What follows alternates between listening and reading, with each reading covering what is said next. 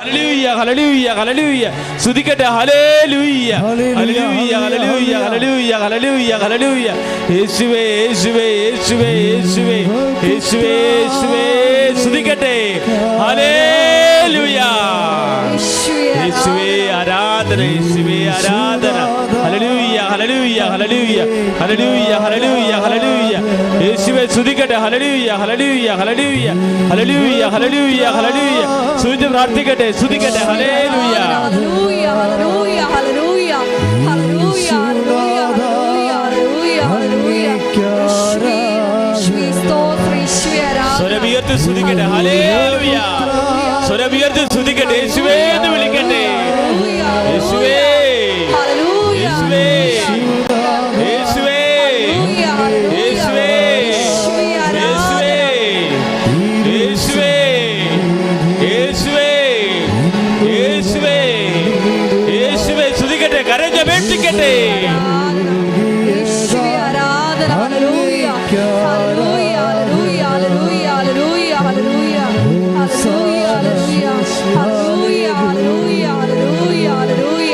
മഹത്വം മഹത്വം മഹത്വം മഹത്വം ഹല്ലേലൂയ ഹല്ലേലൂയ ഹല്ലേലൂയ ഹല്ലേലൂയ ഹല്ലേലൂയ ഹല്ലേലൂയ ഹല്ലേലൂയ ഹല്ലേലൂയ ഹല്ലേലൂയ കരങ്ങൾ ഉയർത്തിക്കൊണ്ട് യേശുവേ എന്ന് വിളിക്കട്ടെ യേശുവേ യേശുവേ കരഞ്ഞപേക്ഷിക്കട്ടെ കണ്ണുനീരോട് കൂടി നിയോഗങ്ങൾ ഓർക്കട്ടെ വിഷമതകൾ ഓർക്കട്ടെ കുടുംബത്തെ സമർപ്പിക്കട്ടെ മക്കളെ സമർപ്പിക്കട്ടെ ജീവിത വിഷമതകൾ സമർപ്പിക്കട്ടെ രോഗദുരിതങ്ങൾ സമർപ്പിക്കട്ടെ കടഭാരങ്ങൾ സമർപ്പിക്കട്ടെ ഹല്ലേലൂയ ഹല്ലേലൂയ ഹല്ലേലൂയ ഹല്ലേലൂയ ഹല്ലേലൂയ യേശുവേ യേശുവേ യേശുവേ യേശുവേ ഹല്ലേലൂയ ഹല്ലേലൂയ ഹല്ലേലൂയ ഹല്ലേലൂയ യേശുവേ യേശുവേ ആരാധന ഹല്ലേലൂയ ഹല്ലേലൂയ ഹല്ലേലൂയ ഹല്ലേലൂയ ഹല്ലേലൂയ ഹല്ലേലൂയ യേശുവേ യേശുവേ യേശുവേ യേശുവേ യേശുവേ യേശുവേ യേശുവേ യേശുവേ യേശുവേ യേശുവേ യേശുവേ യേശുവേ യേശുവേ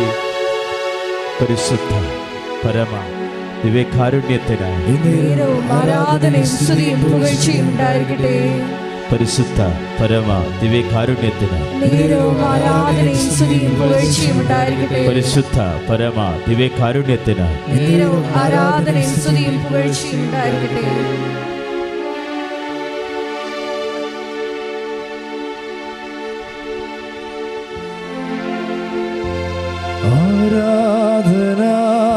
കരങ്ങൾ വീശിക്കൊണ്ട് പരിശുദ്ധ പരമ ദിവ്യകാരുണ്യത്തിന് പരിശുദ്ധ പരമ ദിവ്യകാരുണ്യത്തിന് പരിശുദ്ധ പരമ ദിവ്യകാരുണ്യത്തിന്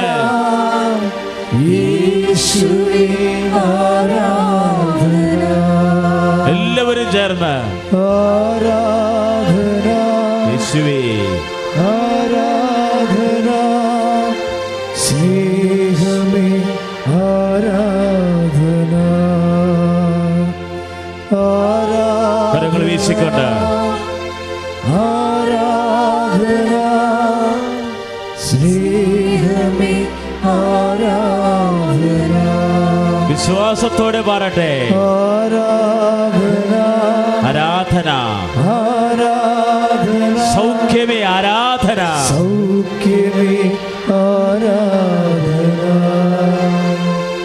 ആരാധന ആരാധന ആരാധന ജീവനെ ആരാധന ജീവനെ ആരാധന കരങ്ങൾ ഉയർത്തിക്കൊണ്ട് സ്തുതിക്കട്ടെ ഹല്ലേലൂയ ഹല്ലേലൂയ ഹല്ലേലൂയ ഹല്ലേലൂയ അമ്മേ പരിശുദ്ധ ദൈവമാതാവേ കൃപാസനത്തില് ഉടമ്പടി എടുത്ത് പ്രാർത്ഥിക്കുന്ന മക്കള് 6 നിയോഗങ്ങൾ എഴുതി വാഗ്ദാന പേടകമായ പരിശുദ്ധമ്മയുടെ മുന്നിൽ സമർപ്പിച്ച് തിരിതെളിച്ച് പ്രാർത്ഥിച്ച് പേടകത്തിൽ നിക്ഷേപിച്ചിട്ടുള്ളവരെ നിയോഗങ്ങൾ സമർപ്പിക്കുന്ന കർത്താവേ, അവിടെ സങ്കടങ്ങൾ സമർപ്പിക്കുന്ന കർത്താവേ, അനുദിനം ദശവത്സര പ്രാർത്ഥന ചൊല്ലി പ്രാർത്ഥിക്കുന്നവര്, നേർച്ചവസ്തുക്കൾ ഉപയോഗിക്കുന്നവര്, വിശ്വാസത്തോടെ കൂട്ടായ്മകളിൽ പങ്കുചേർന്ന് പ്രാർത്ഥിക്കുന്നവരെ സമർപ്പിക്കുന്നു. ഹല്ലേലൂയ.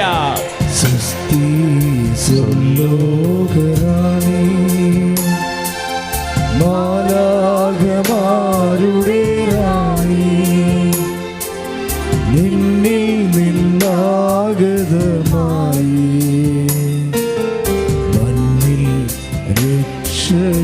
ദീപം സ്വസ്തി സ്വലോകരാണി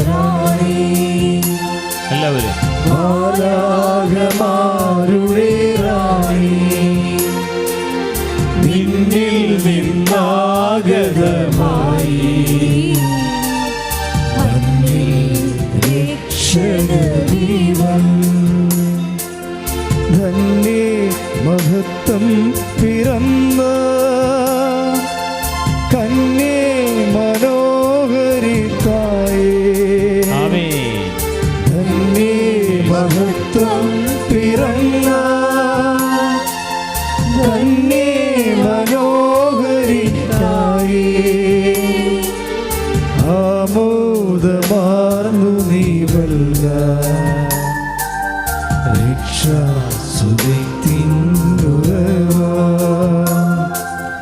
ആമോദമാർന്നു നീ വല്ല രക്ഷാസുതത്തിനുറവാ.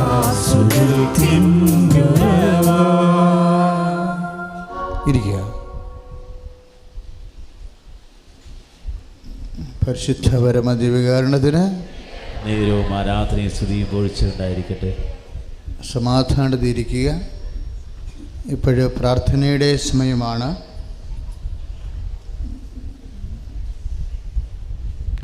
നമ്മൾ പരിശുദ്ധ അമ്മ പ്രത്യക്ഷപ്പെട്ട പരിശുദ്ധമായ അൾത്താരയിൽ നിന്നുകൊണ്ട് ജീവിതത്തായ പല വലിയ സാക്ഷ്യങ്ങളും കേൾക്കുകയായിരുന്നു. ഈ സാക്ഷ്യങ്ങളുടെ ഒരു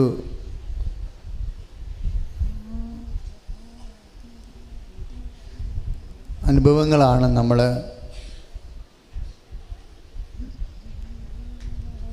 പണ്ട് ഉടമ്പടിക്ക് മുമ്പ് 2 കൂട്ടായ്മയും ഉടമ്പടി അമ്മ തരുന്ന മുമ്പ് 2 കൂട്ടായ്മയാണ് നമുക്കുണ്ടായിരുന്നത്. പ്രധാനപ്പെട്ടത് ആദ്യ ചൊവ്വാഴ്ചയും ആദ്യ ഞായറാഴ്ചയും. അപ്പോഴതിൽ കിട്ടുന്ന നമ്മുടെ സാക്ഷ്യം 30 സാക്ഷ്യങ്ങളാണ് കിട്ടിയിരുന്നത്. ഇപ്പോഴ് അത് 440 സാക്ഷ്യങ്ങളായിട്ടാണ് ഉയർന്നത്. പണ്ടെല്ലാ സാക്ഷ്യങ്ങളും പറയിപ്പിക്കുമായിരുന്നു.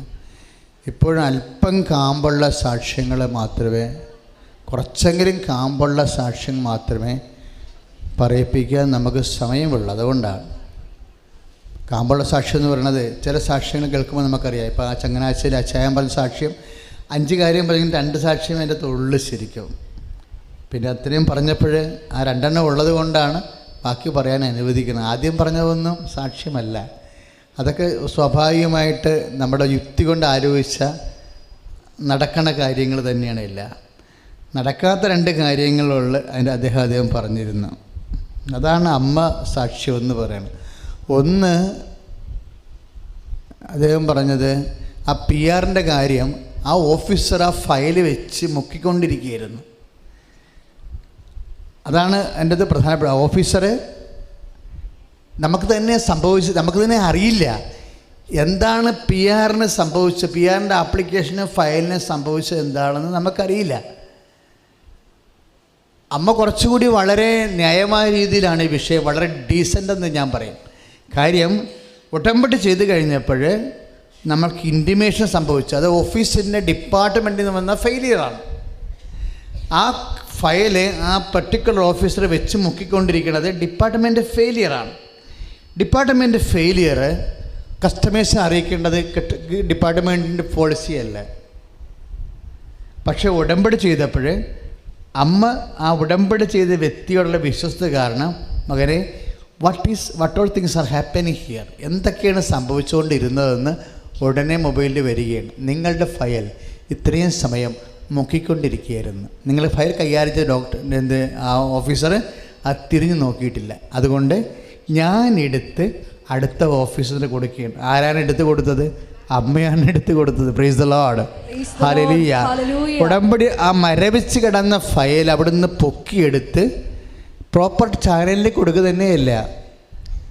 സാധാരണ 2.5 മാസമാണ് PR. ആ ഫയൽ പ്രോസസ്സ് ചെയ്യുമ്പോൾ ജസ്റ്റ് 28 ദിവസത്തിന് മുമ്പ് PR ആയി വരികയാണ്. അതാണ് മിറക്കിൾ, മരിയൻ മിറക്കിൾ. കൈ അടിച്ച് കിടന്നാ പിന്നെ അദ്ദേഹം പറഞ്ഞ രണ്ടാമത്തെ സാക്ഷ്യം എന്ന് പറയുന്നത് ആ പല്ലുവേദനയുടെ കേസാണ്. ഇത് എന്താ ഞാനത് ശ്രദ്ധിക്കാൻ കാരണം എന്ന് വെച്ച് പറഞ്ഞാൽ, സാക്ഷ്യം ഒരു 100 സാക്ഷ്യം പറയുമ്പോൾ അല്ലെങ്കിൽ ഒരു 50 സാക്ഷ്യം പറയുമ്പോൾ അതിൽ ഏതെങ്കിലും ഒരു സാക്ഷ്യത്തിൽ അമ്മ ഡയറക്റ്റ് പോണത് കാണാം. അത് ഞാൻ അച്ഛനായിട്ട് ആദ്യം കേൾക്കുന്ന ചില സാക്ഷ്യങ്ങളാണ്. ഈ ഉടമ്പടിക്ക് ശേഷമാണ് ഇങ്ങനെ കേൾക്കാൻ തുടങ്ങിയത്, അമ്മ ഡയറക്റ്റ് ചെല്ലണത്. ശരിക്കും പറഞ്ഞാൽ അമ്മ ഡയറക്റ്റ് പോകാൻ തുടങ്ങിയത് പ്രത്യക്ഷീകരണ പ്രാർത്ഥന ആദ്യമായിട്ടും ജനങ്ങൾക്ക് കൊടുത്ത രാത്രിയാണ്. ആദ്യമായിട്ടും പ്രത്യക്ഷീകരണ പ്രാർത്ഥനയല്ലേ ഉണ്ടായിരുന്നു നമുക്ക്. അമ്മ മാതാവ് പ്രത്യക്ഷപ്പെട്ട വിഷയങ്ങൾ ജനങ്ങൾ പ്രാർത്ഥിച്ചിട്ട് സഭ അത് അംഗീകരിക്കാനും പഠനത്തിനും തയ്യാറാകണമെന്ന്. അതായിരുന്നു ആദ്യത്തെ ആ പ്രത്യക്ഷീകരണ പ്രാർത്ഥന. വൈക്കത്ത് ചൊല്ലിക്കൊണ്ടിരുന്ന മകള്, അവളുടെ കയ്യിൽ പെട്രോളിയം ജെല്ലി വീണിട്ട്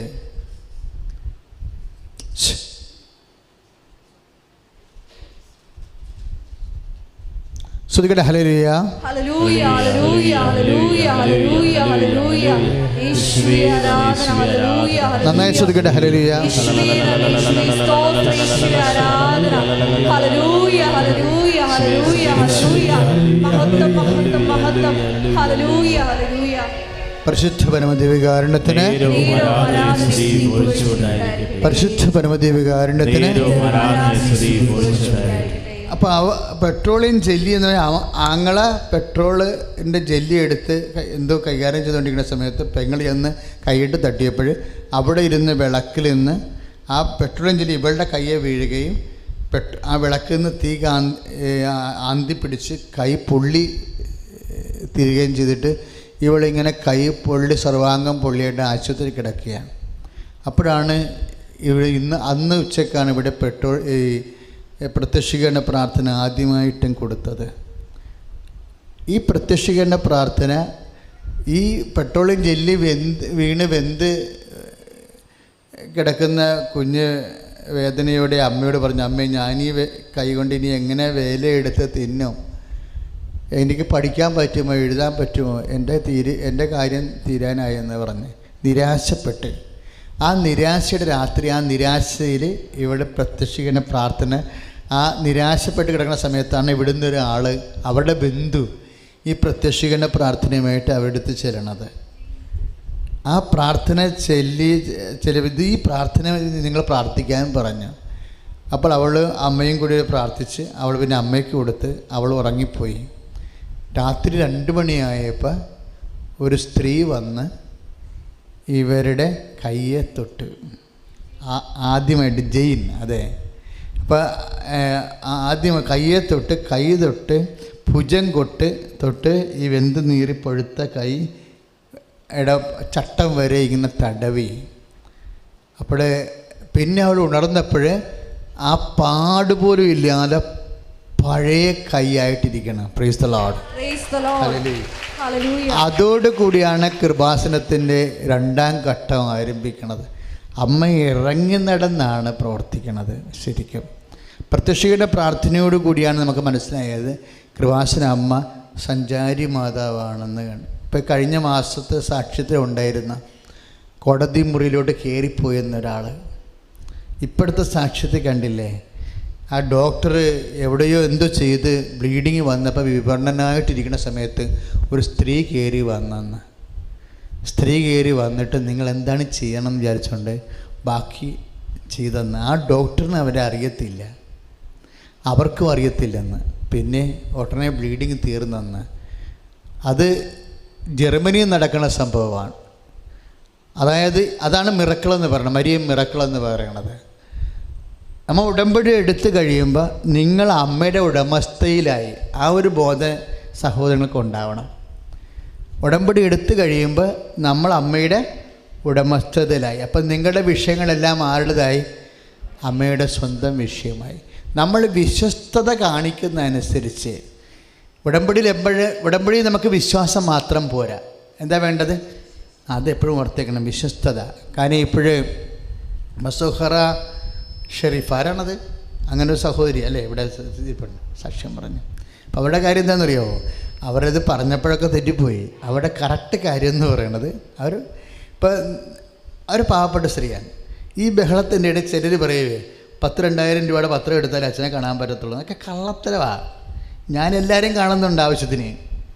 നിങ്ങൾ പ്രാർത്ഥിച്ച് വരുന്ന എല്ലാവരും അച്ഛൻ കാണുന്നുണ്ട്. ഈ സഹോദരിക്ക് വല്ല പത്രത്തിൽ ഒരു കാർഡ് പോലും അവരുടെ കയ്യിലില്ല, ഒറ്റ കാർഡ് പോലും ഇല്ല. അവരോട് എന്താണ് അച്ഛൻ പറഞ്ഞത്? നിങ്ങളുടെ ഈ നിങ്ങളുടെ മുതലാളി, നിങ്ങളെ സഹായിക്കുന്ന മുതലാളി കമ്പനി കടത്തിലല്ലേ, നഷ്ടത്തിലല്ലേ, തകർന്നിരിക്കുകയല്ലേ. അവർക്കൊരു പേപ്പർ ഒന്നെങ്കിൽ 8 ദിവസം കഴിയുമ്പോൾ, അല്ലെങ്കിൽ പിന്നെ 8 മാസം കഴിയും. എന്താ അവരോട് പറഞ്ഞത്? ഞാൻ ഇന്നും ഓർക്കുന്നുണ്ട്. ഇവരോട് ഇവിടെ നിന്നാണ് പറഞ്ഞത്. ആൾക്കാരെ എന്തി പിടിച്ച് വന്ന സമയത്ത് ഇവിടെ തലയെ കൈവച്ചപ്പോൾ ഈശോ 8 കാണിച്ച്. ആൾക്കാർ ബഹളത്തിൻ്റെ ഇടയിലാണ് സംഭവിച്ചത്. ഞാൻ ഇപ്പോഴും ഓർക്കുന്നുണ്ടത്. 8 കാണിച്ച്, ജസ്റ്റ് 8 കാണിച്ചത്. കൈവച്ച ഒരു സെക്കൻഡ് മതി ഒരാൾ മെസ്സേജ് കിട്ടാൻ വേണ്ടി. 8 കാണിച്ചപ്പോഴും ഞാൻ മനസ്സിലാക്കിയത്, ഇവരെന്നോട് പറഞ്ഞത് അമേരിക്കയിൽ ഒരു പേപ്പർ വന്നാൽ എൻ്റെ മുതലാളി രക്ഷപ്പെടും, എന്നാൽ പിന്നെ എൻ്റെ കാര്യത്തിലൊക്കെ തീരുമാനമാകും. അച്ഛൻ മാതാവിനോട് പറയാണ്. അപ്പോൾ ജസ്റ്റ് ഇത്രയേ ഉള്ളൂ കൈവച്ച്. അപ്പോൾ 8 കാണിച്ച്. അപ്പോൾ ഞാനെന്ത് പറഞ്ഞു? 8 വന്നാൽ പിന്നെ കാലമാണ് പ്രശ്നം. 8 കാണിക്കണം എന്താണ്? കൃപാസന അമ്മയുടെ അത് കാലത്തിൻ്റെ അമ്മയാണ്, സമയത്തിൻ്റെ അമ്മയാണ്. അപ്പോൾ 8 കാണിച്ചാൽ ഒന്നെങ്കിൽ 8ൻ്റെ ഏറ്റവും ചെറിയ ഘടകം എന്താ? ആഴ്ചയാണ്. പിന്നെ ഇവരുടെ വിഷയം 8 കൊല്ലമെന്ന് എനിക്ക് പറയാൻ പറ്റത്തില്ല. കാര്യം ആ കമ്പനിക്കാരൻ്റെ തന്നെ ജീവിച്ചിരിക്കത്തില്ല. പിന്നെ എന്താ? അച്ഛൻ്റെ ഡിസേൺമെൻറ്റിൻ്റെ അധികാരം ഉപയോഗിച്ചുകൊണ്ട് 8 മാസമായിട്ട് ബൈൻഡ് ചെയ്യും. അത് പെട്ടെന്ന് നടക്കുന്ന കാര്യമാണ്. ആ ആധ്യാത്മിക അധികാരത്തിൽ പെട്ടെന്ന് നടക്കുന്ന കാര്യമാണത്. 8 കാണിച്ചാൽ പിന്നെ 8 നമ്മൾ ചലിപ്പിക്കത്തില്ല. പിന്നെ എന്ത് ചെയ്യും? അത് 8 ദിവസം ഒന്ന് കണക്ട് ചെയ്യും. ഏറ്റവും കുറഞ്ഞ സമയത്ത് അമ്മയ്ക്ക് കൈകാര്യം ചെയ്യാവുന്ന 8 ദിവസമാണ്. പിന്നെ ഇത് 8 കൊല്ലമായി പോകാതിരിക്കാൻ വേണ്ടി നമ്മൾ ബാർ ചെയ്യും. നോട്ട് എഴുതി വെച്ച് ഇത്ര രൂപയെന്ന് നമ്മൾ ബാർ ചെയ്യത്തില്ലേ, അതുപോലെ 8 കൊല്ലമായി മാറാതിരിക്കാൻ വേണ്ടി 8 മാസമായിട്ട് നമ്മൾ അമ്മയുടെ പേരിൽ നിജപ്പെടുത്തി കളയും. അപ്പോൾ പിന്നെ എന്താണ്? 8 മാസത്തിൽ ഇത് എത്ര മോശം പിടിച്ച കേസ് കെട്ടാണെങ്കിലും 8 മാസത്തിനുള്ളിൽ ആ വിഷയം കൈകാര്യം ചെയ്യും. അപ്പോൾ അമ്മ ആ വിഷയത്തിൽ ഇടപെട്ടിരിക്കുന്ന കാരണം എന്ത് ചെയ്തിരിക്കുന്നത്? 8-ാം ദിവസം തന്നെ കമ്പനി റിലീവ്ഡായി, ഓർഡറായി. അങ്ങനെ അവർ രക്ഷപ്പെടാൻ കാരണം ശരിക്കും. അപ്പം അതുകൊണ്ട് ഈ വിഷയത്തിലല്ല നമ്മളെപ്പോഴും ഉടമ്പടി ചെയ്യുമ്പോൾ ഓർക്കുമ്പോൾ സമയം ഇതിൻ്റെ ഒരു പ്രധാനപ്പെട്ട വിഷയമാണ്. സമയബന്ധിതമായി ഇപ്പോൾ PSC 6 കൊല്ലം എടുത്തിട്ട് കിട്ടാത്ത ആൾ ഉടമ്പടി എടുത്തപ്പോൾ ഉടനെ ഓക്കെ ആണതാണ്. അതിന് സമയമാണ്. ഉടമ്പടിയുടെ ഏറ്റവും വലിയ നമ്മൾ കൃപാസനത്തിൽ അമ്മ പ്രത്യക്ഷപ്പെടുമ്പോൾ സത്യമായിട്ട് ഈശോടെ ഇരിക്കുന്നുണ്ടല്ലോ, സമയത്തിന് ഇത്രയും ഭയങ്കരമായ വിഷയമുണ്ടെന്ന് എനിക്കറിയത്തില്ലായിരുന്നു. സമയം ഇത്രയും, അതായത് അമ്മയെ നമ്മൾ കാണുന്നത്, ഞാൻ 2007 ഡിസംബർ 4 അമ്മയെ ഇതുപോലെ നിൽക്കുകയായിരുന്നു. ഞാൻ പുറകോട്ട് ബഹളം എന്തോ ആരോ നിൽക്കണമെന്ന് കണ്ട് ഞാൻ തിരിഞ്ഞതാണ്. തിരിഞ്ഞ സമയത്ത് അമ്മ നിൽക്കുന്നു. അമ്മയ്ക്കൊരു വ്യത്യാസമില്ല. അതാണ് അത്ഭുതം. എനിക്ക് മാത്രം അറിയാവുന്നൊരു അത്ഭുതമാണ് ഈ രൂപം. കാര്യം ഇത് ലൈറ്റില്ല, രാത്രി ലൈറ്റിട്ട് കഴിഞ്ഞാൽ ഇതെല്ലാം ഓഫ് ചെയ്ത് രാത്രി മുകളിലെ ലൈറ്റ് മാത്രം ഇട്ട് കഴിഞ്ഞാൽ ഒരു തരി പോലും വ്യത്യാസമില്ലാതെ അന്ന് ഇവിടെ പ്രത്യക്ഷപ്പെട്ട അതേ മാതാവാണ്. അതുകൊണ്ടാണ് അമ്മയുടെ രൂപത്തെ തൊടുമ്പോഴൊക്കെ ആൾക്കാർക്ക് സൗഖ്യാനുഭവങ്ങൾ ഉണ്ടാകണത്. ഇതൊക്കെ സഭ പഠിക്കണം. വസ്തുനിഷ്ഠമായിട്ട് ശാസ്ത്രീയമായിട്ട് ഇന്ന് നിലവിലുള്ള എല്ലാ സങ്കേതങ്ങളും വെച്ച് സഭ പഠിക്കണം. സഭ പഠിക്കാൻ വേണ്ടി ഈ CBC പ്രത്യക്ഷീകരണം ഔദ്യോഗികമായിട്ട് സഭയിൽ നിന്ന് പ്രഖ്യാപനം ഉണ്ടാകാൻ വേണ്ടി ഇടിമുഴക്കം പോലെ ശ്രുതിക്കട്ടെ. ഹല്ലേലൂയ,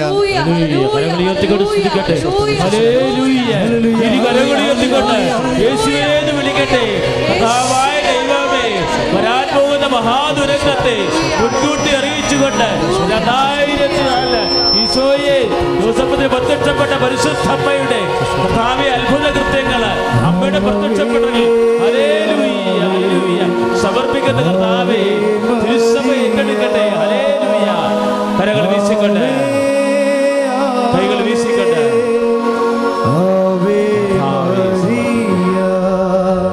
പരിശുദ്ധ പരമദിവ്യകാരുണ്യത്തിന്. അപ്പോൾ അന്ന് സമയമാണ്. ഞാൻ ഒരിക്കലും നമ്മളല്ല, സഭയുൾപ്പെടെ വിശ്വാസ ലോകം കഴിഞ്ഞ 2000 വർഷങ്ങളായിട്ട് സ്വപ്നത്തിൽ പോലും കാണാത്ത ഒരു കാഴ്ചയാണത്. എന്താണ്? നെഞ്ചിലൊരു കടികാരവുമായിട്ട്, നെഞ്ചിലൊരു ക്ലോക്ക്, എന്നിട്ട് 8:10 സമയം സൂചി കാണിച്ചിരിക്കുന്നു. ഞാൻ പറഞ്ഞു, അമ്മ നിൽക്കുന്ന അമ്മയുടെ നെഞ്ചിലൊരു ക്ലോക്കിൻ്റെ ഛായ 8:10 സമയം കാണിക്കുന്നു. എന്തോ ദുരന്തമുണ്ടാകാൻ പോകണം, പ്രാർത്ഥിക്കണം.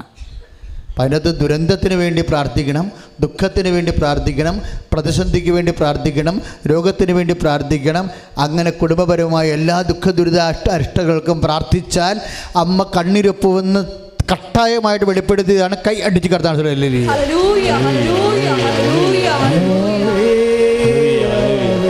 വീശിക്കൊണ്ട്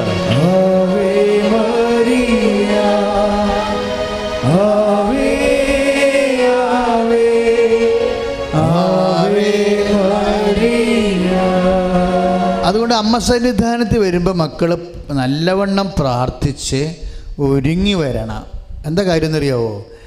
ആ ഒരു ധാരണയും വിശ്വാസവും നമുക്കുണ്ടെങ്കിൽ, കാര്യം നമ്മൾക്കുള്ള വിശ്വാസത്തിൻ്റെ അടിസ്ഥാനത്തിലാണ്, ആനുപാതികമായിട്ടാണ് നമ്മൾക്ക് അതിൻ്റെ ഫലം പെട്ടെന്നാകണത്. നമുക്കുള്ള വിശ്വാസം. ഇപ്പം ചിലപ്പോൾ ഓടിപ്പോയി ചിലർ പറയും, അച്ഛാ ഈ ഇപ്പോൾ കഴിഞ്ഞ ദിവസങ്ങളിൽ ഒരു കൗൺസിലർ ഒരു കംപ്ലയിൻറ്റ് പറഞ്ഞു. അതായത് ഒന്ന് വ്യക്തമാകട്ടെ കൊച്ചേ, എന്താണ്?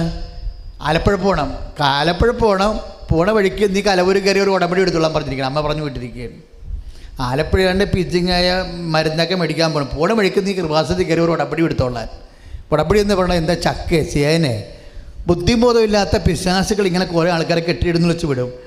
അവർക്ക് കൃപാസനത്തിൽ ബാധ്യതയായിട്ട് വരും അവസാനം.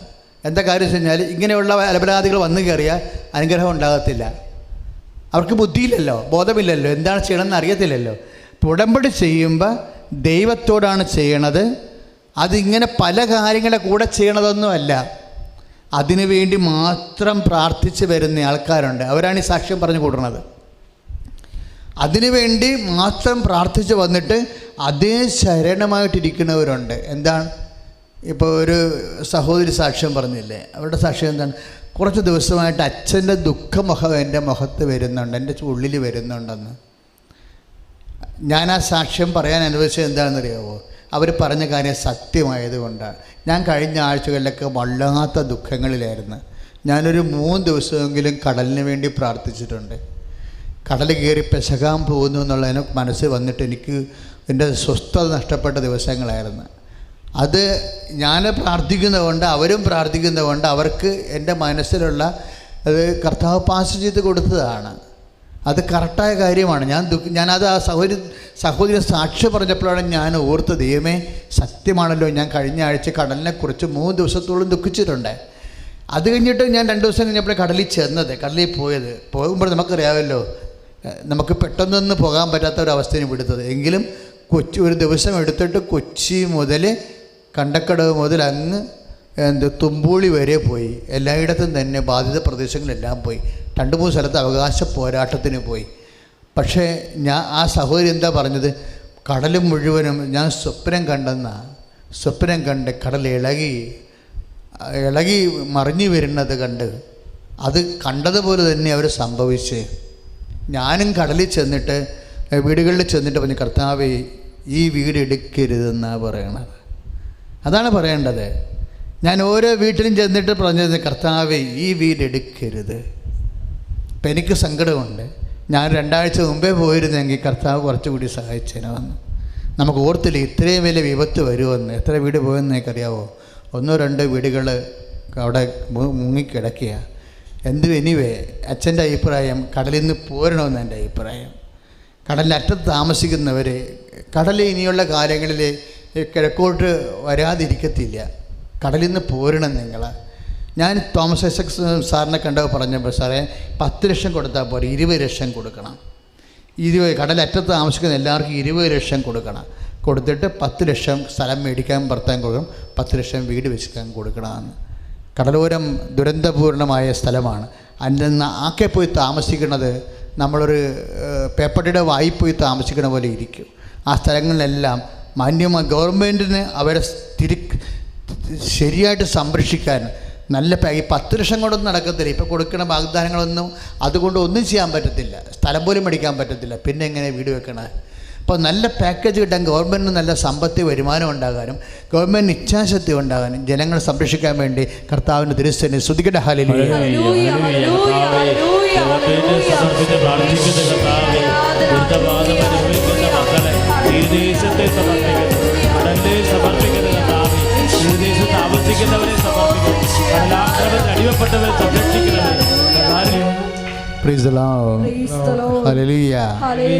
കർത്താവിൻ്റെ കാരുണ്യമാണ് കൃപാസനത്തിലെ അമ്മയുടെ പ്രത്യക്ഷപ്പെടൽ. അമ്മ ഇത് സഞ്ചാരി മാതാ. കഴിഞ്ഞ പ്രാവശ്യത്തെ ഒരു സന്ദേശം, അതായത് ബ്ലാഡറിൽ കല്ല് കയറിയിരിക്കുന്ന ഒരു സ്ത്രീ, അതെടുക്കാനും പറ്റാത്തൊരവസ്ഥയാണ്. അപ്പോൾ അവരെന്താ സ്വപ്നം കണ്ടത്? സ്കാൻ ചെയ്തപ്പോൾ 9 കല്ലുണ്ട്. അവർ രാത്രി ഒരു സ്വപ്നം കണ്ട്. എന്താ? ഒരു സ്ത്രീ വന്നിട്ട് ഒരു ബലൂണിൻ്റെ അകത്തിട്ട് ഒരു സൂചി കൊണ്ട് കുത്തണ പോലെ ഓരോ കുത്തി ഓരോ കല്ലെടുത്ത് മാറ്റിക്കൊണ്ടിരിക്കണേ. അപ്പോൾ അവർക്ക് രാവിലെ എഴുന്നേറ്റപ്പോൾ ആശ്വാസമായി. അവർ ആശുപത്രിയിൽ ചെന്ന് സ്കാൻ ചെയ്തപ്പോൾ ആ 9 കല്ല് കാണാനില്ല. ശ്രുതിയുടെ ഹല്ലേലൂയ. ഇപ്പം കൃപാസനത്തിന് ഭയങ്കര കരുത്താ. എന്താ കാര്യം എന്നറിയോ? 89 തുടങ്ങിയ ശുശ്രൂഷയാണ്. ഞാൻ 84 ഒരു സ്വപ്നം കാണുന്നത്. ആ സ്വപ്നത്തിൽ അമ്മയില്ലായിരുന്നു. ആ സ്വപ്നത്തിൽ പക്ഷേ ഈശോ ഉണ്ടായിരുന്നു. ഞാൻ അച്ഛനാകുന്ന മുമ്പൊരു സ്വപ്നം ഈശോനെ കാണിച്ചായിരുന്നു. എൻ്റെ നാട്ടിൽ, എൻ്റെ കടപ്പുറത്ത്, വീടിൻ്റെ പടിഞ്ഞാറ് വശത്ത് റോഡിൻ്റെ അവിടെ വെറുതെ ഒരു തുണിയൊന്നും വിരിക്കാത്ത ഒരു സ്റ്റൂള്, ഒരു ബെഞ്ച്, അവിടെ തുണിയൊന്നും വിരിക്കാതെ ഈശോ ഇങ്ങനെ ഇരിക്കണം. ഞാൻ ഈശോൻ്റെ പുറകിലൊരു കസേര ഇരിക്കണം. പക്ഷെ സ്വപ്നത്തിലായതുകൊണ്ട് ഞാൻ നേരെയാണെങ്കിൽ കസേര ഇരിക്കത്തില്ല. ഈശോ ഇരിക്കുമ്പോൾ മുട്ട നിൽക്കേ ഉള്ളൂ. എന്നിട്ട് കുറേ ആൾക്കാർ വന്ന് എൻ്റെ അടുത്ത് കുറേ കാര്യങ്ങളൊക്കെ പറഞ്ഞുകൊണ്ടിരിക്കണം. അതാണ് 84 സ്വപ്നം. പിന്നീട് അച്ഛനായപ്പോൾ സംഭവിച്ചത് അത് തന്നെയാണ്. ഈശോ എപ്പോഴും ഉണ്ടായിരുന്നു കൂടെ. കടലോരത്തിൻ്റെ മഹാകൺവെൻഷൻ നടത്തുമ്പോഴും ദിവ്യകുർബാനയുടെ പടം വെച്ചാണ് ഞാൻ ആ കൺവെൻഷൻ്റെ പോസ്റ്റർ ഉണ്ടാക്കിയത്. ദിവ്യകുർബാനയിൽ ഈശോ.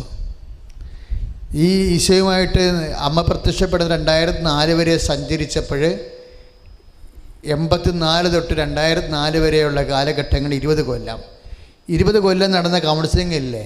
കൗൺസിലിംഗ് അച്ഛനായി തുടങ്ങിയപ്പോൾ തന്നെ തുടങ്ങിയതാണ്.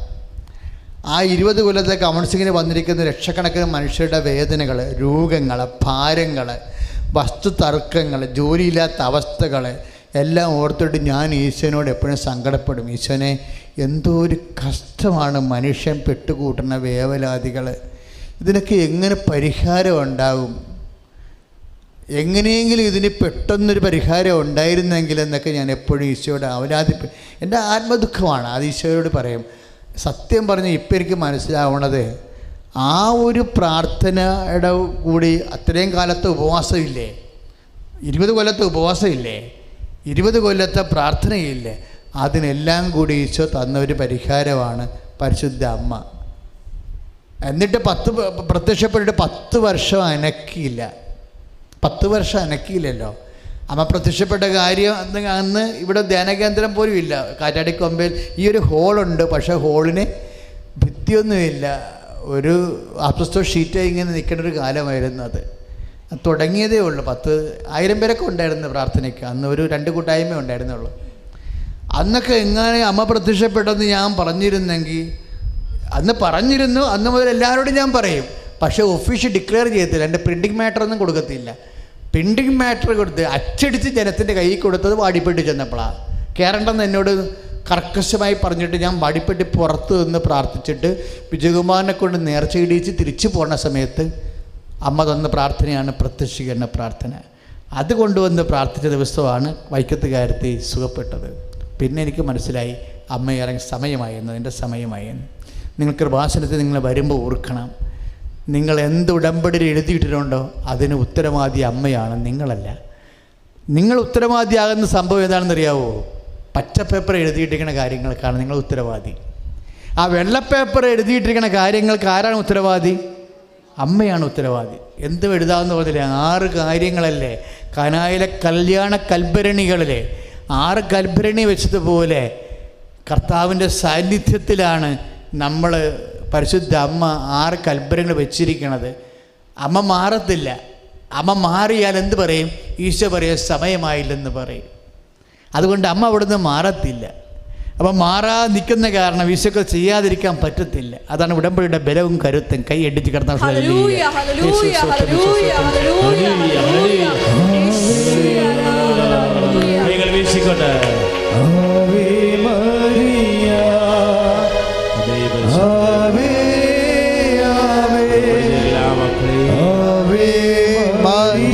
സന്തോഷത്തോടെ ആരവത്തോടെ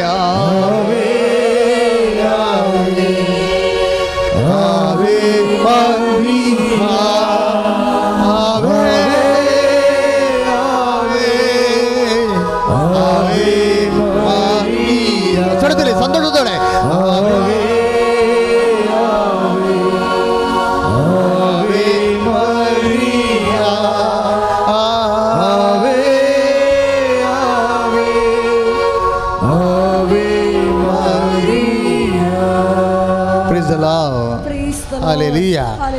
അപ്പൊ 2 ഉത്തരവാദികളാണുള്ള ഉടമ്പടിക്ക്. വെള്ളപ്പേപ്പറിന്റെ ഉത്തരവാദിത്വം ആർക്കാ? വെള്ളപ്പേപ്പർ എഴുതിയിരിക്കുന്ന 6 കാര്യങ്ങൾ ഉത്തരവാദി ആരാണ്? നമ്മളല്ല, അമ്മയാ, അല്ലേ? നമ്മൾ അമ്മയെ ഏൽപ്പിച്ചിരിക്കുകയാണ്. ഉടമ്പടി പ്രകാരം വാഗ്ദാന പേടകമായ അമ്മയ്ക്ക് അത് ഏൽപ്പിച്ചിരിക്കുകയാണ്. പച്ച പേപ്പറുണ്ട്, അതിൻ്റെ ഉത്തരവാദി ആരാ? അത് നമ്മളാണ്. അതാണ് അതിൻ്റെ ഉത്തരവാദിയാണ് നമ്മളെ. 3 പ്രാവശ്യം കാര്യം 3 പാപങ്ങൾ ഉപേക്ഷിക്കണമെന്ന് പറഞ്ഞിരിക്കും. 3 പാപങ്ങളല്ല, 30 പാപങ്ങൾ ഉപേക്ഷിച്ചാലും നമ്മൾ വിശ്വസ്തരായി മാറും. എന്താ? ആദ്യഘട്ടം 3 പാപങ്ങളെന്നാണ് എൻ്റെ അർത്ഥം. ആദ്യഘട്ടം. ഇപ്പോൾ അമ്മ വേറൊരു സാക്ഷ്യം തുടങ്ങിയില്ല ഇപ്പോഴേ, അത് ഈ ഒരു 2-3 മാസമേ ആയുള്ളൂ. 55 കൊല്ലമായി മദ്യപാനം, സിഗരറ്റ് വലി. ഉടമ്പടി എടുത്തപ്പോൾ തീർന്നെന്ന്. ഉടമ്പടി എടുത്ത ദിവസം തീർന്നെന്ന്. നമുക്ക് അതിനെ എങ്ങനെ എക്സ്പ്ലെയിൻ ചെയ്യും? പുകവലിയ മദ്യപാനമൊക്കെ മാറണം. ആശുപത്രി 10, 20, 12 കൊല്ലമായ അതൊക്കെ മാറണമെങ്കിൽ തന്നെയും ആശുപത്രിയിൽ എത്ര കാലം കിടക്കണം. ആ അപ്പച്ചനെ ഞാൻ കണ്ടു, സെബാസ്റ്റ്യൻ അപ്പച്ചൻ, പത്തനംതിട്ടയെന്ന്. അപ്പം അദ്ദേഹം എന്നോടും പറഞ്ഞു, അച്ഛാ ഇതെന്ത് പരിപാടിയെന്ന് ചോദിച്ചു. ഞാൻ പറഞ്ഞത് അമ്മ പരിപാടിയാണ്, അല്ലെ ഇപ്പം എൻ്റെ പരിപാടിയാണ്. അതായത് 55 കൊല്ലം ഞാൻ വലിക്കുന്ന വെച്ചാൽ 30 സിഗരറ്റ് എനിക്കൊരു ദിവസം വേണം. എന്നിട്ട് ബ്ലഡിൻ്റെ അകത്ത് കയറി മരിയൻ സ്പിരിറ്റ് ആ മനുഷ്യൻ്റെ ബ്ലഡിൻ്റെ അകത്ത് കയറുകയും എന്നിട്ട് അതിൻ്റെ അകത്ത് നിക്കോട്ടിൻ മുഴുവൻ നിർവീര്യമാക്കി കളയും. ഒരു ശാസ്ത്രീയമായിട്ടൊരു മനുഷ്യൻ പുകവലി നിർത്തുന്നത് എങ്ങനെയാണ്? ആ നിക്കോട്ടിൻ നിർവീര്യമാക്കിയിട്ട് ആസക്തിയുടെ മേൽ കർത്താവ് ബന്ധിച്ച് കളഞ്ഞു. കൈ അടിച്ച് കർത്താവ് ദൈവവേദനെ ഹൃദയം സന്തോഷം കൊണ്ട് നിറക്കുന്നേ. നിന്റെ നിരാശ എടുത്ത് മാറ്റ്, ഹൃദയം സന്തോഷം കൊണ്ട് നിറക്ക്. ഇപ്പം നമ്മുടെ വീട്ടിലെ രോഗിയാണ് കിടക്കണമെന്ന് വിചാരിച്ചോ, നമ്മുടെ ഏറ്റവും ആ രോഗിയായിട്ടുള്ള ആളാണ് അപ്പൻ രോഗിയായിട്ട് കിടക്കണമെന്ന് വിചാരിച്ചോ, അല്ലെങ്കിൽ ആരെങ്കിലും രോഗിയായിട്ട് കിടക്കണം. നമ്മൾ ആശിച്ചും സ്നേഹിച്ചും കൊതിച്ചും സന്തോഷിച്ചും ഇരിക്കണ ഒരാൾ വീട്ടിലോട്ട് വന്നു കഴിഞ്ഞാൽ അപ്പൻ്റെ രോഗം നമ്മൾ അപ്പം മറക്കും. ഓ ചേട്ടായി വന്നല്ല, മതി ഇനി കുഴപ്പമില്ലെന്ന് പറയും, അല്ലേ? 5 വർഷമായിട്ട് പോയിരിക്കണ ചേട്ടായി അപ്പൻ്റെ അസുഖം കേടി ഇപ്പം പെങ്ങളും അമ്മയൊക്കെ വേദനിച്ചും വിഷമിച്ചൊക്കെ വീട്ടിൽ ഇരിക്കുകയാണ്. അപ്പനിങ്ങനെ പറ്റില്ല എന്ന് പറയുമ്പോഴേ ചേട്ടായി പെട്ടെന്ന് വന്ന് ഇറങ്ങണത് കാണുമ്പോൾ നമ്മൾ പെട്ടെന്ന് നമ്മുടെ ദുഃഖം മറക്കുക. എന്താ? ഇനി ചേട്ടായി ഉണ്ടല്ല, ഇനി നമുക്കൊരു കരുത്തുണ്ടല്ല, എന്തുകൊണ്ടും ചെയ്യാനുള്ള ആളുണ്ടല്ല എന്ന് പറയും. അതുപോലെ ആയിരിക്കണം. നമുക്ക് രോഗമുണ്ട്, ക്ഷീണമുണ്ട്. നമ്മൾ ഉടമ്പടി ചെയ്തപ്പോഴേ ഇനി അമ്മയുണ്ടല്ല എന്ന് പറയുമ്പോഴേ ചേട്ടായി വന്നിറങ്ങണതിനേക്കാൾ 1000 മടങ്ങ് സന്തോഷം നിനക്ക് ഉണ്ടാവേണ്ട ദൈവവേദനേ. അതുകൊണ്ട് നിന്റെ ഹൃദയത്തിൻ്റെ മ്ലാനത നീ മാറ്റിക്കളയുക. ശ്രുതികട ഹല്ലേലൂയ. ഇപ്പം 3 സന്ദേശങ്ങൾ വന്നിട്ടുണ്ട്. ഒന്ന്, ഒരു ഗുളിക, ഒരു ഗോലി പോലത്തെ ഒരു ഗുളിക. ഗുളിക എന്ന് വെച്ചാൽ വയറിൻ്റെ അകത്ത് എവിടെയോ ആണ്, അവയവത്തിനകത്ത് എവിടെ ഇരിക്കുന്നതാണ്. ഒരു ഗോലി, അരിയാസ് പോലത്തെ വട്ട്, അരിയാസ് വട്ടല്ലേ, അതുപോലെ അതിനൊക്കെ ചെറുതായിട്ടുള്ളൊരു ഗോലി. അത് മാംസമാണ്, മാംസമല്ല.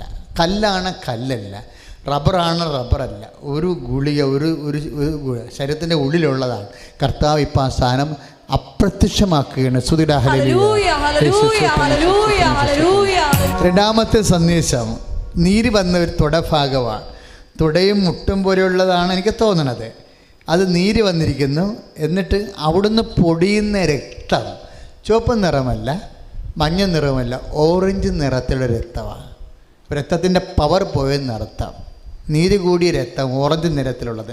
തുടയുടെ ഭാഗം നീരുള്ള സ്ഥലത്ത്, ആ സ്ഥലത്തെ ഓറഞ്ച് നിറത്തിലുള്ള രക്തത്തിന് തുള്ളികൾ പൊടിക്കുന്ന നീര് വെച്ച ആ ശരീരത്തെ കർത്താവ് ഇപ്പം സുഖപ്പെടുത്തുന്നു. സ്തുതിയുടെ ഹല്ലേലൂയ. മൂന്നാമത്തെ സന്ദേശം കാല് തേമ്പിപ്പോയ ഒരു ഗർഭസ്ഥ ശിശുവാണ്. അതായത് സ്കാൻ ചെയ്യുമ്പോൾ അറിയാൻ പറ്റും. അതായത് നിങ്ങളോട് പറഞ്ഞു കാണും. അതായത് കൊച്ചിൻ്റെ അരക്കെട്ട് വരെ കുഴപ്പങ്ങളൊന്നുമില്ല. ഈ ഗർഭസ്ഥ ശിശുവാണ്, കുഞ്ഞിൻ്റെ അരക്കെട്ട്. പക്ഷേ ഞാൻ ഗർഭശിശുവാണെന്ന് പറഞ്ഞത് ഗർഭത്തെക്കുറിച്ച് പ്രാർത്ഥിക്കാൻ പരിശുദ്ധാത്മാവ് പ്രേരിപ്പിക്കുന്നത് കൊണ്ടാണ്. പക്ഷേ ഈ കൊച്ചിനെ ഞാൻ ആദ്യം ദർശനത്തിൽ കാണുമ്പോൾ ഗർഭസ്ഥ ശിശു അല്ലായിരുന്നത്, അതൊരു 1 വയസ്സെങ്കിലും ഉള്ളൊരു കൊച്ചായിരുന്നു. അപ്പോൾ ഇപ്പോൾ ഈശോ രണ്ടും ഗർഭസ്ഥ ശിശുവിന് വേണ്ടിയെങ്കിലും പ്രാർത്ഥിക്കാൻ പറയുന്നുണ്ട്. പക്ഷേ സന്ദേശം ഓർക്കണം, അരക്കെട്ടിന് താഴേക്കുള്ള ഭാഗങ്ങൾ തേമ്പിയിരിക്കുന്നു, എന്നുവെച്ചാൽ ബലമില്ല, ഇങ്ങനെ സൂക്ഷിച്ചിരിക്കുന്നു. അത് കാലാന്തരത്തിൽ അങ്ങനെ വരത്തുള്ളത്. അപ്പോൾ എഴുന്നേറ്റ് നിൽക്കാൻ പറ്റത്തില്ല, എപ്പോഴും കിടക്കേണ്ടി വരും. ഈ അരക്കെട്ടിന് താഴേക്ക് തേമ്പിയിരിക്കുന്ന, കാലുകൾ രണ്ടും തേമ്പിയിരിക്കുന്ന കുഞ്ഞിനെ കർത്താവ് സ്പർശിച്ചുകൊണ്ടിരിക്കുന്നു.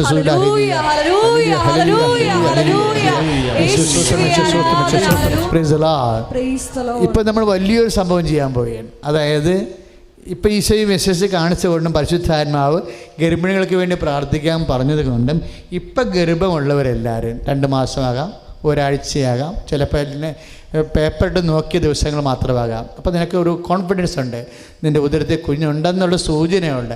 അങ്ങനെയുള്ളവരെല്ലാവരും ഇപ്പം വയറെ കൈവച്ച് പ്രാർത്ഥിക്കേണ്ട സമയമാണ്. ഗർഭിണികളെല്ലാവരും ഇവിടെ ആരെങ്കിലും ഉണ്ടെങ്കിൽ, സാധാരണ ഗർഭിണികൾ വരണത് ഗർഭിണിയുടെ കൂട്ടായ്മ അല്ല ഇത്. കൃപാസനത്തിൽ ഗർഭിണികൾക്ക് മാത്രം കൂട്ടായ്മയുണ്ട്. അത് 1-ാം ഞായറാഴ്ചയാണ് അവരെല്ലാവരെയും വരണത് കർത്താവിനെ തൊട്ട് പ്രാർത്ഥിക്കാൻ. അവർക്കുള്ള ഗുണമെന്ന് പറഞ്ഞാൽ ഈശോനെ തൊട്ട് പ്രാർത്ഥിക്കാൻ പറ്റുമെന്ന്. പക്ഷേ ഇവിടെയും ആരെങ്കിലും ഗർഭിണികളുണ്ടെങ്കിൽ അവർക്ക് അടിവെറ്റി തൊടാവുന്നതാണ്. പക്ഷേ എൻ്റെ മക്കൾ ഓർക്കുക, കുഞ്ഞുങ്ങളില്ലാത്തവരും തൊടണം. കുഞ്ഞുങ്ങളില്ലാഞ്ഞിട്ട് 5 കൊല്ലമായി 10 കൊല്ലമായി പ്രാർത്ഥിക്കണില്ലേ? നിങ്ങളിപ്പോൾ അടിവെറ്റി തൊട്ടു, കർത്താവ് നിങ്ങൾക്ക് അടുത്ത കൊല്ലം കുഞ്ഞിനെ കൊണ്ടും സാക്ഷ്യം പറയാൻ സഹായിക്കും. കർത്താവേ, കുഞ്ഞുങ്ങളില്ലാത്ത മക്കളെ അടിവയറ്റ് തൊടുകയാണ് കർത്താവേ. കുഞ്ഞുങ്ങളില്ലാത്ത മക്കൾ കർത്താവേ അടിവയറ്റ് തൊടുകയാണ് കർത്താവേ. കുഞ്ഞുങ്ങളില്ലാത്ത അടിപ്പിടർ പോലെ, വൈദാഖാലം പോലെ ദൈവത്തിന്റെ ശക്തി വചനം ആവശ്യമായതുപോലെ ഉദരത്തിൽ ദൈവത്തിന്റെ കുഞ്ഞുങ്ങൾ വളരട്ടെ. പുരുഷനെയും സ്ത്രീയെയും ഈ സന്ദേശത്തിലുണ്ട്. അതായത് ശിരസിൻ്റെ മുകൾ ഭാഗം അച്ഛനെ കാണിക്കുന്ന ഇത്രയും സ്ഥലം, അത് അത്രയും സ്ഥലത്തെ മുടി പൊഴിഞ്ഞുകൊണ്ടിരിക്കുന്ന. അപ്പോൾ പുരുഷനും സ്ത്രീയും ഉണ്ട്. ആദ്യം പുരുഷനായിരുന്നു, പക്ഷേ അദ്ദേഹത്തിന് ഒരു 10-55 വയസ്സ് കാണുമായിരിക്കും. സ്ത്രീയുടെ വയസ്സ് പറയാൻ പറ്റത്തില്ല. ഇപ്പോൾ 37, 38, 40 വയസ്സ് അങ്ങ് കാണാം. അങ്ങനെ അതായത് ഈ മുടി കൊഴിയുന്നതല്ല പ്രശ്നം. ഇനി മുടി തിരിച്ച് വെക്കണതിനേക്കാൾ വലിയ പ്രശ്നം മുടി കൊഴിയുന്നതിനുള്ള ശാരീരികമായ എന്തോ ഗുരുതരമായ രോഗമുണ്ട് ആ വ്യക്തിക്ക്. അത് കർത്താവ് അടിവേരോടുകൂടി പറിച്ച് മാറ്റി സുഖപ്പെടുന്നു. ഹല്ലേലൂയ, ഹല്ലേലൂയ, ഹല്ലേലൂയ, യേശുവേ സ്തോത്രം, സ്തോത്രം, സ്തോത്രം. ഇപ്പോൾ ഉടമ്പടിയുടെ വിശ്വസ്തതയാണ് അച്ഛൻ പറഞ്ഞുകൊണ്ടിരിക്കുന്നത്. നമുക്കറിയാമല്ലോ. ഇപ്പോൾ വിശാലെന്ന് പറഞ്ഞ് വിശാല അല്ലേ, അങ്ങനെ ഒരു സഹോദരി സാക്ഷ്യം പറഞ്ഞില്ലേ? അവളുടെ ഹസ്ബൻഡ് തളർന്നു പോയി എന്ന് പറഞ്ഞില്ലേ? ഒരു പെശക ലക്ഷണത്തെ വണ്ടി ഓടിച്ചുകൊണ്ട് വന്ന് വീട്ടിൽ തളർന്ന് കിടന്ന് പിന്നെ സ്കാൻ ചെയ്തപ്പോൾ ഹാർട്ടിൻ്റെ പ്രോബ്ലംസ് കുറേ പറഞ്ഞു. കൈ തളർന്നു പോയവരെയും പറഞ്ഞു, കൈയും കാലും തളർന്നു പോയവരെ പറഞ്ഞു. അപ്പോൾ വിശാല ഉടമ്പടി ചെയ്ത അവൾക്കൊരു പത്രമാണ് കിട്ടിയത്. ഉടമ്പടി ചെയ്തില്ല, പത്രം. കൃപാസനത്തിൻ്റെ പത്രത്തെക്കുറിച്ച് സഭ പറയുന്നത് ഇപ്പോഴും അതിനെക്കുറിച്ചുള്ള സാക്ഷ്യങ്ങൾ പറയേണ്ട എന്നാണ് പറയണത്. അതുകൊണ്ട് ഞങ്ങളാരും ഇപ്പോൾ സാക്ഷ്യം പറയിപ്പിക്കണില്ല. പിന്നെ നിങ്ങൾ വേറെ കുറേ സാക്ഷ്യം അതിൻ്റെ അകത്തുള്ളത് കൊണ്ട് അത് അനുവദിച്ച് കഴിയുമ്പോൾ അതിൻ്റെ കൂടെ നിങ്ങൾക്ക് കിട്ടിയ പത്രത്തിൻ്റെ സാക്ഷ്യവും പറഞ്ഞു പോണതാണ്. സഭ പറഞ്ഞിട്ടുണ്ട് എന്നോട്, പത്രത്തിൻ്റെ സാക്ഷ്യം ഇപ്പോൾ പറയിപ്പിക്കേണ്ട എന്ന്. അതായത് അതിന് കറക്റ്റ് പ്രൂഫ് കിട്ടിയിട്ട് പറഞ്ഞാൽ മതിയെന്ന് കാര്യം. പക്ഷേ വല്ലാത്ത സാക്ഷ്യങ്ങൾ നടക്കുന്നുണ്ട്. അപ്പോൾ ഞാൻ അമ്മയോട് പറഞ്ഞു, അമ്മ തന്നെ തുടങ്ങി വെച്ച കാര്യം അമ്മ തന്നെ കൈകാര്യം ചെയ്യുക, എനിക്കിതിനകത്ത് പങ്കൊന്നുമില്ല. ഞാൻ പത്രം വെഞ്ചരിച്ച കാലത്ത് ആ പത്രത്തിന് പവർ കൊടുക്കണമെന്നൊന്നും ഞാൻ അമ്മയോട് പറഞ്ഞിട്ടില്ല. പക്ഷേ പത്രം വഴിയാണ് അമ്മ പ്രവർത്തിക്കണമെന്നുള്ളത് അനുഭവം കൊണ്ട് നമുക്കറിയാൻ പറ്റും. ആ സഹോദരി വിശാല ഇരുന്നത് എങ്ങനെയാണ്? അവൾ ഹൈന്ദവ സഹോദരി അല്ലേ? അവളുടെ അവിടെ ഹസ്ബൻഡ് മരണപ്പെട്ടു പോകുന്നൊരു സങ്കടത്തിൽ വേദനിച്ചിരിക്കുമ്പോഴാണ് പത്രത്തെക്കുറിച്ച് പറയുന്നത്. പത്രം കൊണ്ടുവന്ന് സംസാരിക്കണത്. പിന്നെ പത്രത്തെ വഴിയാണ് ആ മകൻ സുഖപ്പെടുന്നത്. അവളിവിടെ വന്ന് സാക്ഷ്യം പറയണത്. അപ്പോൾ കൃപാസനം പത്രം അമ്മയ്ക്ക് പുറത്തിറങ്ങി സഞ്ചരിക്കാനും അമ്മയുടെ അനുഭവങ്ങൾ അനേകായിരങ്ങൾ കിട്ടാൻ വേണ്ടി ദൈവം നിങ്ങളെയാണ് ഏൽപ്പിച്ചിരിക്കുന്നത്. അതുകൊണ്ടാണ് ഞാൻ പറയുന്നത്, പത്രം ആരും വെച്ചിട്ട് പോരുത്, നിന്ന് നട്ടല്ലോട് കൂടി നിന്ന് വിതരണം ചെയ്യണം. റെയിൽവേ സ്റ്റേഷൻ, ജയിലെങ്കിൽ ജയിൽ, അമ്മ പത്രമാണിത്. ഇത് നട്ടല്ലോട് നിന്ന് വിതരണം ചെയ്യണം, കൊന്ത ചൊല്ലി വിതരണം ചെയ്യണം. എന്താ കാരണം എന്ന് അറിയാവോ? അമ്മ നമ്മളെ നേരിട്ട് ഏൽപ്പിച്ചിരിക്കുന്ന ജോലിയാണ്. അമ്മ എന്നെ ഏൽപ്പിച്ചതാണെന്ന് പറയണം, അല്ല ജോസഫച്ചനും കൃപാസനും ഏൽപ്പിച്ചതല്ല. അമ്മയുടെ സാന്നിധ്യം ഇവിടെ ഉള്ളത് അനേകം മക്കൾക്ക് ആശ്വാസമാകാൻ വേണ്ടി അമ്മ എന്നെ അഭിഷേകം ചെയ്ത് വിട്ടിരിക്കണം. അതുകൊണ്ട് ഞാൻ വല്ലയിടത്തും എറിഞ്ഞു കളിച്ചാൽ പോകത്തില്ല, ഞാൻ തന്നെ ഇത് നിന്നുകൊണ്ട് പറഞ്ഞു കൊടുക്കും. അങ്ങനെ കാര്യം കർത്താവിനോട് നമ്മൾ വിശ്വസ്തത കാണിച്ചാൽ, പത്രം വാങ്ങിച്ച് വിതരണം ചെയ്യുമെന്ന് പറയുമ്പോൾ അതിൻ്റെ ഉദ്ദേശം പത്രം വാങ്ങിച്ച് പ്രേക്ഷിത പ്രവർത്തനം ചെയ്യുന്ന, പ്രേക്ഷിത പ്രവർത്തനം ചെയ്തുകൊണ്ട് വരുമ്പോൾ കുറഞ്ഞ പക്ഷം, ഇപ്പോൾ വേറെ സാക്ഷി ഇവിടെ ഉണ്ടായിരുന്നു, പത്രം കൃപാസനത്തിൽ വന്നിട്ടില്ല, ഉടമ്പടി ചെയ്തിട്ടില്ല, പക്ഷെ പത്രം വാങ്ങിച്ച് കൊടുക്കാമെന്ന് പറഞ്ഞപ്പോൾ അനുഗ്രഹം കിട്ടിയെന്ന് സാക്ഷ്യം പറഞ്ഞില്ലേ ഒരെണ്ണം, കേട്ടോ നിങ്ങൾ? അതിൻ്റെ അർത്ഥം എന്താണ്? പ്രേക്ഷിത പ്രവർത്തനം അമ്മ വളരെ കരുതലോടെ ഇരിക്കുന്നു. എന്താ കാര്യം? ഇത് നമുക്ക് മാത്രം ഗുണമുണ്ടായാൽ പോരല്ലോ, ഇന്ത്യ മുഴുവനും ലോകം മുഴുവനും അമ്മ സംഭവങ്ങൾ. കാര്യം ഒന്നാമത്തെ ഒരു ക്ലോക്കാണ് നെഞ്ചത്ത് വെച്ചിരിക്കുന്നത്. ഒരു ബൈബിളാണെങ്കിൽ നമുക്ക് പറയാം ബൈബിള് അമ്മ ഉപയോഗിച്ചിട്ടുള്ളതാണ്, അമ്മ അത് അടയാളം കാണിച്ചതാണ്. ഉണ്ണിമിശാനാണ് അമ്മ നെഞ്ചത്ത് വെച്ചിരുന്നെങ്കിൽ നമ്മൾ പറയും സ്വാഭാവികമാണ്. ഇത് സ്വാഭാവികമല്ലല്ലോ. സഭ ഉണ്ടായിട്ട് ഇന്ന് വരെ കേൾക്കാത്ത സമയഘടികാരം വെക്കാൻ എന്താ കാര്യം? സഭ ഇത് പഠിക്കാതെ ഒരു മാർഗവുമില്ല. പഠിക്കണം. കാര്യം ഇത് നമ്മൾ പറയുന്നതിനേക്കാൾ വലിയ സംഭവം ഇതിൻ്റെ തൊണ്ട്. നമ്മളിത് പറയുന്നതിനേക്കാൾ അച്ഛന് അത്രയും പറയാൻ അറിയത്തില്ല. സഭ ഇത് ആഴമായിട്ട് ഇതിൻ്റെ ദൈവശാസ്ത്രവും ഇതുകൊണ്ട് ദൈവം ഉദ്ദേശിക്കുന്ന കാര്യങ്ങൾ പഠിക്കുക. അതുകൊണ്ടാണ് ഈ പ്രത്യക്ഷീകരണ പ്രാർത്ഥനയിൽ ആണ് ഏറ്റവും പവർഫുൾ പ്രാർത്ഥന എന്ന് പറയുന്നത്. അത് മാത്രം ഉണ്ടാകുമ്പോൾ ഇവിടെ കാണുന്ന എല്ലാം ഈ ജോലി, വീട്, സ്ഥലം, വിവാഹം, സർവീസ് പ്രോബ്ലം മൊത്തം അങ്ങനെ ഏറ്റെടുക്കുകയല്ലേ. ജീവിതത്തിൽ നമുക്ക് തലയിലും കെട്ടി ജീവിക്കാൻ പറ്റും. നീ എവിടെയെല്ലാം കണ്ണീര് വീടുന്നുണ്ടോ, നിൻ്റെ എവിടെയെല്ലാം നീ ഭൗതികമായ വേദന അനുഭവിക്കുന്നുണ്ടോ, ആ സ്ഥലങ്ങളിൽ അച്ചിട്ട പോലെ അമ്മ പ്രവർത്തിക്കുന്നതിൻ്റെ സാക്ഷ്യമല്ലേ നമ്മൾ കേൾക്കണത്. ഇപ്പം ഇന്നലെ മെനയെന്നാണ് വലിയ ഇതുപോലൊരു കൂട്ടായ്മ കഴിഞ്ഞത്. ഇപ്പം ഇനി അടുത്ത ഞായറാഴ്ച, അടുത്ത ചൊവ്വാഴ്ച, ഇങ്ങനെ ഇനി നിങ്ങളാരും ഇനി ഈ മാസം വരരുത് ഇവിടെ. കാര്യം എന്താ? നല്ല മഴയാണ്. പ്രാർത്ഥിച്ച് ഇന്നലെ സന്ധ്യയ്ക്ക് ഞാൻ പ്രാർത്ഥിച്ചു, അമ്മേ നാളെ ആരാധന സമയത്ത് നീ മഴ പെയ്യിക്കരുതെന്ന് പറഞ്ഞിട്ടാണ് ഇപ്പം ഇങ്ങനെ നിൽക്കണത്. അപ്പം അതുകൊണ്ട് ആൾക്കാർ കൂടിയ മഴ വന്നു കഴിഞ്ഞാൽ നമുക്ക് ഇരിക്കാൻ പറ്റാതെ വരും. അതുകൊണ്ട് നിങ്ങളിനി അടുത്ത മാസമേ വരാവൂ. അടുത്ത മാസം ഇനി കൂട്ടായ്മകൾ ഇവിടെ എന്തുണ്ട്? അടുത്ത ചൊവ്വാഴ്ച ഉണ്ട്, ഞായറാഴ്ച ഉണ്ട്, 1, 3, 4 ചൊവ്വാഴ്ച, 1, 3 ഞായറാഴ്ച. എപ്പോഴും വലിയ കൂട്ടായ്മ ഉണ്ട്. ഉടമ്പടി ധ്യാനം എന്ന് പറയുന്നതിന് ഇതാണ് ഉടമ്പടി ധ്യാനം. നാളെ മുതൽ ഉടമ്പടി പ്രാർത്ഥന. എന്തുകൊണ്ടാണ് ഉടമ്പടി ധ്യാനത്തിലും ഉടമ്പടി പ്രാർത്ഥനയും പറ്റിയിട്ട്? എന്തിനാണ്? ഉടമ്പടി ചെയ്ത കാര്യങ്ങൾക്ക് ചെയ്ത ആൾക്കാർക്ക് ഒരു ബോധ്യം ഉണ്ടാകണം. 3 പാപങ്ങൾ ഉപേക്ഷിക്കണം. ഇന്ന് ആരെങ്കിലും ഇതുവരെ ഉപേക്ഷിച്ചിട്ടില്ലെങ്കിൽ ഈ ആഴ്ച തന്നെ തീരുമാനം എടുത്തേക്കണം. കാര്യം നമ്മൾ വിശ്വസ്തത കാണിക്കണം അതിനോട്. ഉടമ്പടി എടുത്ത് കറങ്ങിടക്കരുത്. കാര്യം ഈ ഇവിടെ പറയുന്ന സാക്ഷ്യങ്ങളൊന്നും അച്ഛനെ നേരിട്ട് കണ്ടിട്ടുള്ള സാക്ഷ്യമല്ല, ഉടമ്പടി കൂടിയതിൻ്റെ പേരിൽ കിട്ടിയ സാക്ഷ്യങ്ങളാണ്. അപ്പോൾ അതിൻ്റെ അർത്ഥം എന്താണ്? അച്ഛനെ കാണുന്ന ധൃതിപ്പെടേണ്ട ഒരു വിഷയമല്ല വാസ്തവത്തിൽ. പക്ഷേ ഉടമ്പടി വിശ്വസ്തത കാണിക്കേണ്ടത് ഒരു ആധ്യാത്മികമായ വിഷയമാണ്. 3 പാപം ഉപേക്ഷിക്കണം. രണ്ടാമത്തെ എന്താണ്? വചനം വായിക്കണം. എല്ലാ ദിവസവും അരമണിക്കൂർ എല്ലാ ദിവസവും വചനം വായിക്കുന്ന കൈപൊക്കിക്ക്. Price the Lord. അപ്പോൾ എത്രയോ പേര് വായിക്കാതെ ഉണ്ട്. അപ്പോൾ തന്നെ ഉടമ്പടിയുടെ അവിശ്വസ്തതയായി. അപ്പം ഇന്ന് മുതൽ കറക്റ്റ് ചെയ്യണം. അരമണിക്കൂർ എന്ന് പറയുന്നത് ഒറ്റയടിക്കല്ല, 5, 10, 15 മിനിറ്റ് വീതം വായിച്ചാൽ മതി. അത് നമ്മൾ ഉടമ്പടി കാണിക്കണ വിശ്വസ്തതയാണ്. പിന്നെ എന്താണ്? 3 പാപം ഉപേക്ഷിക്കുക, അതുപോലെ തന്നെ അരമണിക്കൂർ വചനം വായിക്കുക. കാരുണ്യ പ്രവൃത്തി എന്താണ്? ഞാൻ നഗ്നനായിരുന്നു, നിങ്ങളെന്നെ ഉടുപ്പിച്ചു. എനിക്ക് വിശ്വാസം, എനിക്ക് ഭക്ഷണം തന്നു. എനിക്ക് ദാഹിച്ചത് നിങ്ങൾക്ക് കുടിക്കാൻ തന്നു. അപ്പോൾ ഈ ആർക്കെങ്കിലും ഇതുപോലെ ഭക്ഷണമില്ലാത്തവർക്ക്, വസ്ത്രമില്ലാത്തവർക്ക് നിങ്ങൾ ഇത് കൊടുക്കണം. വസ്ത്രം വാങ്ങിച്ചു കൊടുക്കണം, അല്ലെങ്കിൽ നിങ്ങളുടെ വസ്ത്രം കൊടുക്കണം. 1 മാസം ഒരു കാരുണ്യ പ്രവൃത്തി ചെയ്യണം. ഈ കാരുണ്യ പ്രവൃത്തി ഒന്നുമില്ലാതെ കൗൺസിലിംഗ് വരുമ്പോഴാണ് മെസ്സേജ് കിട്ടാതെ വരണത്. കാരുണ്യ പ്രവൃത്തി എന്താ ചെയ്യുന്നത് പറയുമ്പോൾ ആരും പറഞ്ഞില്ലെന്ന് പറയും. എന്നിട്ട് പറയാം ആരും പറഞ്ഞില്ലെന്നാണ് പറയണത്. കൗൺസിലേഴ്സ് എല്ലാം കൃത്യമായിട്ട് പറയും, അച്ഛൻ്റെ ഉടമ്പടി പുസ്തകത്തിലുണ്ട് ഇതെല്ലാം കൃത്യമായിട്ട്. അപ്പോൾ ഇത് ആരും പറഞ്ഞില്ലെന്ന് പറയുമ്പോൾ ഇത് തുറന്നു നോക്കിയിട്ടില്ലെന്നാണ് എൻ്റെ അർത്ഥം. ആരും പറഞ്ഞു, കാരുണ്യപ്രവൃത്തിയെക്കുറിച്ച് ആരും പറഞ്ഞില്ല എന്നതിൻ്റെ അർത്ഥം എന്താ? തുറന്നു നോക്കിയിട്ടില്ല. കൗൺസിൽ പറഞ്ഞുകൊണ്ടിരിക്കുന്ന സമയത്ത് തന്നെ വേറെ ജ്വരത്തിൽ ഇരിക്കണം കൊണ്ട്. അതുകൊണ്ട് ഉടമ്പടി വിശ്വസ്തതയാണ് പ്രധാനപ്പെട്ടത്. കാര്യം 2 തരം കാര്യങ്ങളുണ്ട്. നമുക്ക് 2 തരമാണ് ദൈവം നോക്കുന്നത്. ഒന്ന് വിശ്വാസികൾ. ഇപ്പോൾ വിശാല വിശ്വാസിയാണ്, ആ സുഹറ വിശ്വാസിയാണ്. വിശ്വാസിയെ സംബന്ധിച്ചിടത്തോളം വിശ്വാസം മാത്രം മതി.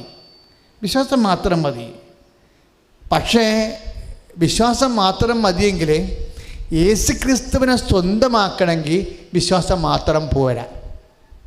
അതാണ് വിഷയം. അവിടെ എന്ത് വേണം? വിശ്വസ്തത വേണം. 2 കാര്യമാണ്. യേശുക്രിസ്തുവിനെ കുറിച്ച് അറിയാം, ബഹുമാനിക്കാം, ആരാധിക്കാം, നമുക്ക് അനുഗ്രഹം പ്രാപിക്കാം. പക്ഷെ ക്രിസ്തുവിനെ സ്വന്തമാക്കണത് കാര്യം വിശ്വാസമല്ല, അത് വിശ്വസ്തതയാണ്. നമ്മൾ വെളിപാടിൻ്റെ പുസ്തകം, ബൈബിളിൽ ഏറ്റവും നല്ല പുസ്തകം ഏതാണെന്ന് എന്നോട് ചോദിച്ചാൽ ഞാൻ പറയും ഏറ്റവും നല്ല പുസ്തകം വെളിപാടാണെന്ന് പറയും. എന്താണെന്നറിയാവോ? മനുഷ്യൻ എങ്ങനെയാണ് ദൈവത്തോട് വിശ്വസ്തത കാണിക്കുന്നുണ്ടെന്ന്. കാര്യം വിശ്വസ്തത, ഇപ്പം റോമ 1:6 നമ്മൾ എന്താ വായിക്കണത്? യേശുക്രിസ്തുവിൻ്റെ സ്വന്തമാകാൻ വിളിക്കപ്പെട്ടിരിക്കുന്നവരും. Praise the Lord. അപ്പോൾ വചനം ഉദ്ദേശിക്കുന്നത് എന്താണ്? വിശാലായാലും സുഹറായാലും ആരായാലും യേശുക്രിസ്തുവിൻ്റെ സ്വന്തമാകണമെന്ന് ആഗ്രഹിക്കുന്നുണ്ട്. അത് വിശ്വാസം വഴിയല്ല. വിശ്വാസം വഴി നമുക്ക് അനുഗ്രഹമാണ് കിട്ടുന്നത്. വിശ്വസ്ത വഴി നമുക്ക് കൃപ കിട്ടും, ദൈവാംശം കിട്ടും. ദൈവത്തിൻ്റെ ആനുകൂല്യവും ദൈവ അംശവും തമ്മിൽ വ്യത്യാസമുണ്ട്. ദൈവത്തിൻ്റെ ആനുകൂല്യം, അനുഗ്രഹം, ദൈവ അംശം എന്ന് പറയുന്നതാണ് കൃപ. ഈ കൃപ ലഭിച്ചു കഴിയുമ്പോഴാണ് നമ്മൾ ദൈവത്തിൻ്റെ സ്വന്തമാകണത്. അപ്പോഴെന്താണ്? നമ്മൾ സാക്ഷികളാകും. ഇപ്പം എന്താ സംഭവിച്ചിരിക്കുന്നത്? ഇപ്പം നമ്മൾ 10-40 സാക്ഷ്യം ഇവിടെ കേട്ടു. എന്ത് സാക്ഷ്യമാണത്? വിശ്വാസ സാക്ഷ്യമാണ്. ഇപ്പം വിശ്വാസ സാക്ഷ്യം എന്ന് പറയണത് വിശ്വാസത്തിൽ നമ്മൾ സാക്ഷ്യം. പ്ലീസ് നിങ്ങൾ അവിടെ ഇരിക്കുക, ഈ പത്രക്കാരൊക്കെ അവിടെ ഇരിക്കുക. വിശ്വാസം ഓരോ രീതി പ്രവർത്തിക്കുന്ന രീതി കണ്ടില്ലേ? ശ്രദ്ധിക്കട്ടെ. ഹല്ലേലൂയ, ഹല്ലേലൂയ, ഹല്ലേലൂയ, ഹല്ലേലൂയ, ഹല്ലേലൂയ. യേശുവേ ആരാധന. ഹല്ലേലൂയ, ഹല്ലേലൂയ, ഹല്ലേലൂയ, ഹല്ലേലൂയ. പരിശുദ്ധ പരമദിവ്യകാരുണ്യത്തിന്, പരിശുദ്ധ പരമദിവ്യകാരുണ്യത്തിന്, പരിശുദ്ധ പരമദിവ്യകാരുണ്യത്തിന്. വിശ്വാസം വഴി നമുക്ക് അനുഗ്രഹമാണ് ലഭിക്കുന്നത്. അത് യൂസ് ആൻഡ് ത്രോയാണ്. ഇപ്പം അമേരിക്കൻ കമ്പനിയുടെ ഓർഡർ കിട്ടിയാലും 10 കൊല്ലം കഴിയുമ്പോൾ അതിൻ്റെ കാശ് ശമ്പളമൊക്കെ തീരും അല്ലേ? തീർന്നില്ലേ? അപ്പോൾ ദൈവമായിട്ട് ബന്ധവും തീർന്നു. അപ്പോൾ സ്വന്തമല്ല. അനുഗ്രഹം ഒരിക്കലും നമ്മൾ ദൈവത്തിൻ്റെ സ്വന്തമാക്കത്തില്ല. നമ്മളാണ് ഓർക്കണം, കൃപയാണ് ദൈവത്തിൻ്റെ സ്വന്തമാക്കണത്. നീ കൃപാസനത്തിൽ വരുമ്പോൾ ദൈവത്തോട് പ്രാർത്ഥിക്കേണ്ടത് എന്താണ്? ഇപ്പം പനി മാറി, അല്ല ക്യാൻസർ മാറി. ഇപ്പം ക്യാൻസർ മാറിയാലും ചിലപ്പോൾ 5 കൊല്ലം കഴിയുമ്പോൾ വേറെ രോഗം വന്നെന്ന് വരും. അപ്പോൾ ഒരു ദൈവത്തിൽ നിന്നൊരു ആനുകൂല്യം പ്രാപിച്ചാൽ ആ ആനുകൂല്യം എന്ന് പറയുന്നത് എല്ലാം കാലികമായിട്ടുള്ള ആനുകൂല്യമാണ്. അത് കഴിഞ്ഞാൽ അത് മാറിക്കഴിയുമ്പോൾ വീണ്ടും നമ്മൾ പഴയ ആളായി മാറി. പക്ഷേ എന്താ? കർത്താവിൻ്റെ സ്വന്തമാണെങ്കിൽ സൗഖ്യം നിന്നെ വിട്ടുപിരിഞ്ഞാലും കർത്താവ് നിന്നെ വിട്ടുപിരിയത്തില്ല. യേശുക്രിസ്തുവിൻ്റെ സ്വന്തമാകണത് എങ്ങനെയാണ്? ആനുകൂല്യം കൊണ്ടല്ല, അനുഗ്രഹം കൊണ്ടല്ല, കൃപ കൊണ്ട്, ദൈവ അംശം കൊണ്ടാണ്. ദൈവ അംശവും ദൈവ ആനുകൂല്യവും 2 കാര്യങ്ങളാണ്. ദൈവ ആനുകൂല്യങ്ങൾ വിശ്വാസത്തോടെ ഉണ്ടാകുന്നു. ദൈവ അംശമെന്ന് പറയുന്നത് വിശ്വസ്തയോടെ ഉണ്ടാകുന്നു. സാക്ഷികൾ 2 തരമാണ്. വിശ്വാസ സാക്ഷ്യമുണ്ട്, വിശ്വസ്തതയുടെ സാക്ഷ്യമുണ്ട്. ഇപ്പം നമ്മളിവിടെ കേട്ടതെല്ലാം എന്തിൻ്റെ സാക്ഷ്യമാണ്? വിശ്വാസത്തിൻ്റെ സാക്ഷ്യമാണ്. ഇതിന് ബിബ്ലിക്കലായിട്ട് വലിയ മൂല്യമില്ല. കാര്യം എന്താണ്? ദൈവത്തിൻ്റെ സ്വന്തമായ ആൾക്കാർക്ക് വിശ്വസ്തതയുടെ സാക്ഷ്യമുണ്ടാണ്. എൻ്റെ ഭൃത്യനായ അന്തിപ്പാസ് കൊല ചെയ്യപ്പെട്ട കാലത്ത് നീ എന്നോടുള്ള വിശ്വസ്ത മുറുകെ പിടിച്ചിരുന്നു. പെർഗാമയിലെ സഭയോട് എനിക്ക് പറയാനുള്ളത്, നമ്മൾ വെളിപാടിൻ്റെ പുസ്തകത്തിലെ 2-ാം അധ്യായം 12-ാം വാക്യം, പെർഗാമയിലെ സഭ കർത്താവിന് വേണ്ടി വിശ്വാസത്തിന് വേണ്ടി പീഡ അനുഭവിച്ചുകൊണ്ട് വിശ്വാസത്തിൽ നിലനിന്ന സഭയാണ് പെർഗാമിലെ സഭ. പെർഗാമിലെ സഭയോട് മലാഖ ദൂതൻ പറഞ്ഞത് എന്താണ്? എനിക്ക് നിന്നെക്കുറിച്ചത് പറയാനുണ്ട്. എൻ്റെ സ്വന്തം സഹപ്രവർത്തകരായ അന്തിപ്പാസ് കൊല ചെയ്യപ്പെട്ട കാലമുണ്ട്. അന്ന് നീ എന്നോടുകൂടെ വിശ്വസ്തനായിട്ട് നിന്നെന്ന്. Praise the Lord. Praise the Lord. അനുഗ്രഹം കിട്ടുമ്പോൾ ദൈവത്തിന് നന്ദി പറയുന്നതിനകത്ത് വിശ്വാസം മാത്രമേ ഉള്ളൂ, വിശ്വസ്തതയില്ല. അതുകൊണ്ട് ദൈവത്തിൻ്റെ സ്വന്തവുമല്ല. ദൈവത്തിൻ്റെ സ്വന്തം എന്ന് പറയുന്നത് എന്താണ്? സഹനം ഉണ്ടാകുമ്പോഴും വിശ്വാസം ഏറ്റുപറഞ്ഞുകൊണ്ട് കർത്താവിൻ്റെ സാന്നിധ്യത്തിന് പോവാതെ നിന്നുകൊണ്ട് സ്നേഹത്തിനും സഹനത്തിനും സുവിശേഷത്തിനും സാക്ഷിയായതുകൊണ്ട് യേശുക്രിസ്തു ഏകരക്ഷകനാണ് നെറ്റ് പറയുമ്പോൾ അവൻ വിശ്വസ്തതയായി ദൈവത്തിൻ്റെ സ്വന്തമായി കൈ അടിച്ച് കർത്താവ് Hallelujah, hallelujah, hallelujah, hallelujah, hallelujah, hallelujah. Hallelujah. യേശുവേ സ്തുതിക്കുന്ന കർത്താവേ, ആരാധിക്കുന്ന ദൈവമേ. Hallelujah, hallelujah, hallelujah, hallelujah, hallelujah, hallelujah.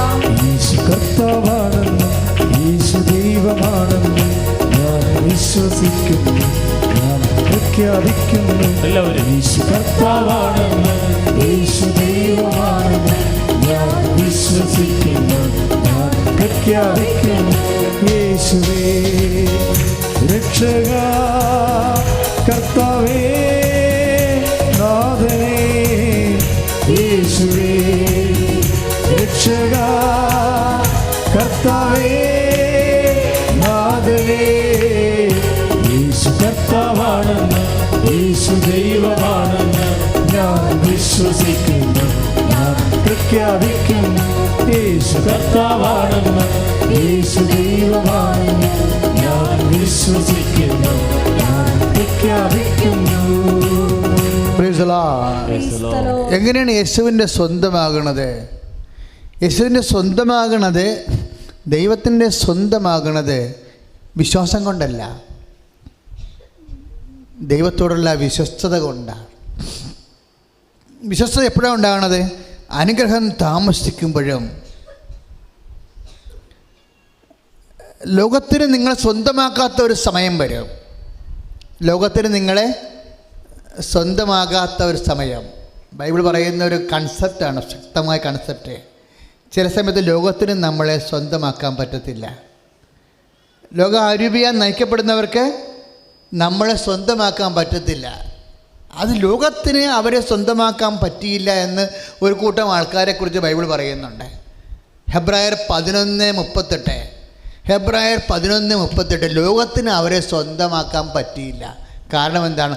അവർ മാളങ്ങളിൽ ജീവിച്ചു, വനങ്ങളിൽ ജീവിച്ചു, മലമുകളിൽ ജീവിച്ചു. അവിടെ ജീവിതത്തിൻ്റെ ദയനീയമായ അവസ്ഥയാൽ അവിടെ ബന്ധുക്കൾക്ക് സ്വന്തപ്പെട്ടവർക്ക് അവരെ ഓൺ ചെയ്യാൻ കഴിഞ്ഞില്ല. നിനക്ക് പണമില്ലെങ്കിൽ, സൗന്ദര്യമില്ലെങ്കിൽ, സ്വാധീനമില്ലെങ്കിൽ നിൻ്റെ ബന്ധപ്പെട്ടവർ സ്വന്തപ്പെട്ടവർ നിന്നോട് പറയത്തില്ല അവർ നിൻ്റെ ബന്ധുവാണെന്ന്. അതാണ് പറയുന്നത്, ലോകത്തിന് സ്വന്തമാക്കാൻ പറ്റാത്തവരെ. ലോകത്തിന് സ്വന്തമാക്കാൻ പറ്റാത്ത ഒരു അവസ്ഥ നമ്മുടെ ജീവിതത്തിലുണ്ട്. അത് യോഹന്നാൻ്റെ ഹെബ്രായ ലേഖനത്തിൽ 11:38 ലോകത്തിന് അവരെ സ്വന്തമാക്കാൻ പറ്റിയില്ല.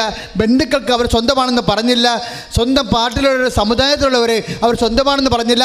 എന്തിന്? അയൽവാസികൾ പോലും അവരെ കല്യാണത്തിന് വിളിച്ചില്ല. ഇപ്പോൾ ചില അയൽവാസികൾ പോലും, നമ്മൾ ബന്ധപ്പെട്ടവർ പോലും, സ്വന്തപ്പെട്ടവർ പോലും നമ്മളെ അടിയന്തരത്തിന് വിളിക്കണില്ലല്ലോ. എന്താ കാര്യം? നമുക്കവിടെ അത്രയും പണമില്ല, നമുക്കവിടെ അത്രയും സ്വാധീനമില്ല, നമുക്കത്രയും ആരോഗ്യമില്ല. നമ്മളിങ്ങനെ കുടിഞ്ഞ് മടങ്ങി, നമ്മുടെ സമ്പത്തുമില്ല, കാറിൽ ചെല്ലാൻ പറ്റത്തില്ല, നമുക്ക് ബൈക്കിൽ ചെല്ലാൻ പറ്റണില്ല, കാശില്ല നമുക്ക്. അതുകൊണ്ട് ലോകത്തിന് അവരെ സ്വന്തമാക്കാൻ കഴിഞ്ഞില്ലെന്ന് ബൈബിൾ എന്ത് ശ്രദ്ധയോടെയാണെന്ന് ആ മനുഷ്യനെ കാണുന്നത്. ലോകത്തിന് സ്വന്തമാക്കാൻ പറ്റാത്തവരുണ്ട്, അവർ ദൈവത്തിനെ സ്വന്തമാക്കാൻ പറ്റിയവരാണ്. ദൈവവേദനേ, എന്തെങ്കിലും തരത്തിൽ എന്തെങ്കിലും ന്യൂനത ലോകത്തിന് നിന്നെ സ്വന്തമാക്കാൻ പറ്റാത്തവരെ, നിൻ്റെ ബന്ധുക്കൾക്ക്, സ്വന്തപ്പെട്ടവർക്ക്, സഹോദരങ്ങൾക്ക്, സഹപ്രവർത്തകർക്കോ നിന്നെ സ്വന്തമാക്കാൻ പറ്റാത്ത ന്യൂനത, പോരായ്മ നിനക്കുണ്ടെങ്കിൽ ഓർക്കുക, അത് ഹെബ്രായർ 11:38 എന്താണ്? ഇപ്പോൾ ലോകത്തിൽ നിന്നെ സ്വന്തമാക്കാൻ പറ്റണില്ല, പക്ഷെ അപ്പോഴും നീ എന്ത് ചെയ്യും? അപ്പോഴും നീ കർത്താവേ, എൻ്റെ ബന്ധുക്കൾക്ക് എന്നെ വേണ്ട, സ്വന്തപ്പെട്ടവർക്ക് എന്നെ വേണ്ട, എൻ്റെ അയൽവാസികൾക്ക് എന്നെ വേണ്ട, എന്നെ അങ്ങനെ ആരും കരുതണില്ല. എങ്കിലും കർത്താവേ, നീ എന്നെ ഹെബ്രായർ 11:38 കരുതണുണ്ടല്ലോ കർത്താവേ, എനിക്കത് മാത്രം മതി. എൻ്റെ ദൈവമേ, അപ്പോഴും നീ വിശ്വാസങ്ങൾ ഉപരി എന്നിട്ട് നീ ദൈവത്തോട് വിശ്വസ്ത പാലിച്ചിട്ടുണ്ടെങ്കിൽ അതാണ് ഹെബ്രായ ലേഖനത്തിലെ, വെളിപാട് പുസ്തകത്തിലെ 2:10 എഫേസ്യ ലേഖന സഭയ്ക്കും ഹെബ്രായർ 2:12 സ്മിർനായിലെ സഭയ്ക്കും പെർഗാമിലെ സഭയ്ക്കും പറയണത് എന്താണ്? എൻ്റെ സാത്താൻ കുടിയിരിക്കുന്ന സ്ഥലത്താണ് നീ വസിക്കണത്. ബൈബിൾ എന്ത് രസമാണെന്നറിയോ? വെളിപാടിൻ്റെ പുസ്തകത്തിൽ 2:10 പറയും, സാത്താൻ്റെ സിംഹാസനം ഉള്ളിടത്താണ് നീ വസിക്കണതെന്ന്. ഏഷണി, പരദൂഷണം, പക, വിദ്വേഷം, ചതി, അഹങ്കാരം, മുൻകോപം, കലഹം, ഭിന്നത, മദ്യപാനം, മദ്യോത്സവം, അങ്ങനെയുള്ള എല്ലാ മ്ലേച്ഛതകളുമുള്ള ബന്ധുക്കൾ, സ്വന്തപ്പെട്ട അയൽവാസികൾ, കുപ്പിക്കൂട്ടങ്ങൾ, അങ്ങനെ പലരുള്ള സ്ഥലത്താണ് നീ വസിക്കണത്. ദൈവത്തിലെ ശരിയല്ലേ കർത്താവിൻ്റെ വചനം? ഹെബ്രായ അത് ഈ ലേഖനം വെളിപാട് ലേഖനമാണ്. അതായത് 2:10 സാത്താൻ്റെ സിംഹാസനം ഉള്ളിടത്താണ് നീ വസിക്കണത്. സിംഹാസനം എന്ന് പറയുന്നത് എന്താണ്? സാത്താൻ്റെ അധികാരം. അവിടെ സാത്താൻ പറയുന്ന വിലയുള്ള, അങ്ങനെ തിന്മയുടെ ശക്തിക്ക് വരെയുള്ള, കൊല്ലണമെങ്കിൽ കൊല്ലണം, തിന്നണമെങ്കിൽ തിന്നണം, അങ്ങനെ കൊട്ടേഷനെങ്കിൽ കൊട്ടേഷൻ, കള്ളെങ്കിൽ കള്ള്, പെണ്ണെങ്കിൽ പെണ്ണ്, വെള്ളമെങ്കിൽ വെള്ളം, ഇങ്ങനെയുള്ള നാരകീയമായ പൗശന്യം, പിടിച്ചുപറി, ചതി, അഹങ്കാരം, മുൻകോപം, ഇങ്ങനെയുള്ള ചവിട്ടിപ്പിടുത്തം, അതുപോലെ കുതികാല് വെട്ടൽ, ഇങ്ങനെയുള്ള മൃഗീയ മ്ലേച്ഛതകൾ അഴിഞ്ഞാടുന്ന ഒരു സമൂഹത്തിലാണ് നീ ജീവിക്കണം എന്നുണ്ടെങ്കിൽ നിന്നെക്കുറിച്ചാണ് കർത്താവിൻ്റെ വചനം പറയണത്. വെളിപാട് പുസ്തകം 2-ാം അധ്യായം 10-ാം വാക്യം. സാത്താൻ്റെ എഫേസ്യ സഭയ്ക്ക് കർത്താവിൻ്റെ വെളിപാട്, സാത്താൻ്റെ സിംഹാസനം ഉള്ളിടത്താണ് ദൈവത്തിലെ നീ വസിക്കണം. ഈ സാത്താൻ്റെ സിംഹാസനം ഉള്ളിടത്ത് വസിക്കാൻ കഴിഞ്ഞതാണ് നമ്മുടെ പുണ്യം. എന്താ പുണ്യം എന്ന് പറയുന്നത്? അങ്ങനെ സാത്താൻ്റെ അധികാരമുള്ള സ്ഥലത്ത്, സാത്താൻ്റെ വാക്കിന് വിലയുള്ള സ്ഥലത്ത്, ദൈവത്തിൻ്റെ വാക്കിന് വിലയില്ലാത്ത സ്ഥലത്ത് പോലും നീ വിശ്വാസിയായി ജീവിക്കുമ്പോൾ, നീ സ്നേഹത്തോടെ, സഹനത്തോടെ, നന്മയോടെ, വിശുദ്ധതയോടെ, ആത്മാവിൻ്റെ പുണ്യങ്ങളോടെ സഭയോടെ ജീവിക്കുമ്പോൾ ദൈവമൈതലേ യേശു ക്രിസ്തു നിന്നെ സ്വന്തമാക്കിയിരിക്കുന്നു. കൈ അടിച്ചു കർത്താവ്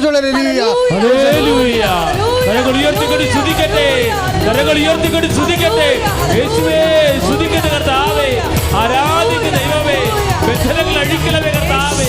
ഹല്ലേലൂയ, ഹല്ലേലൂയ, ഹല്ലേലൂയ. വിടുതലിൻ ആത്മാവേ നിറയണമേ, എല്ലാവരും അഗ്നിതൻ അഭിഷേകമായി പടരണമേ. വിടുതലിൻ ആത്മാവേ നിറയണമേ, അഗ്നിതൻ അഭിഷേകമായി പടരണമേ.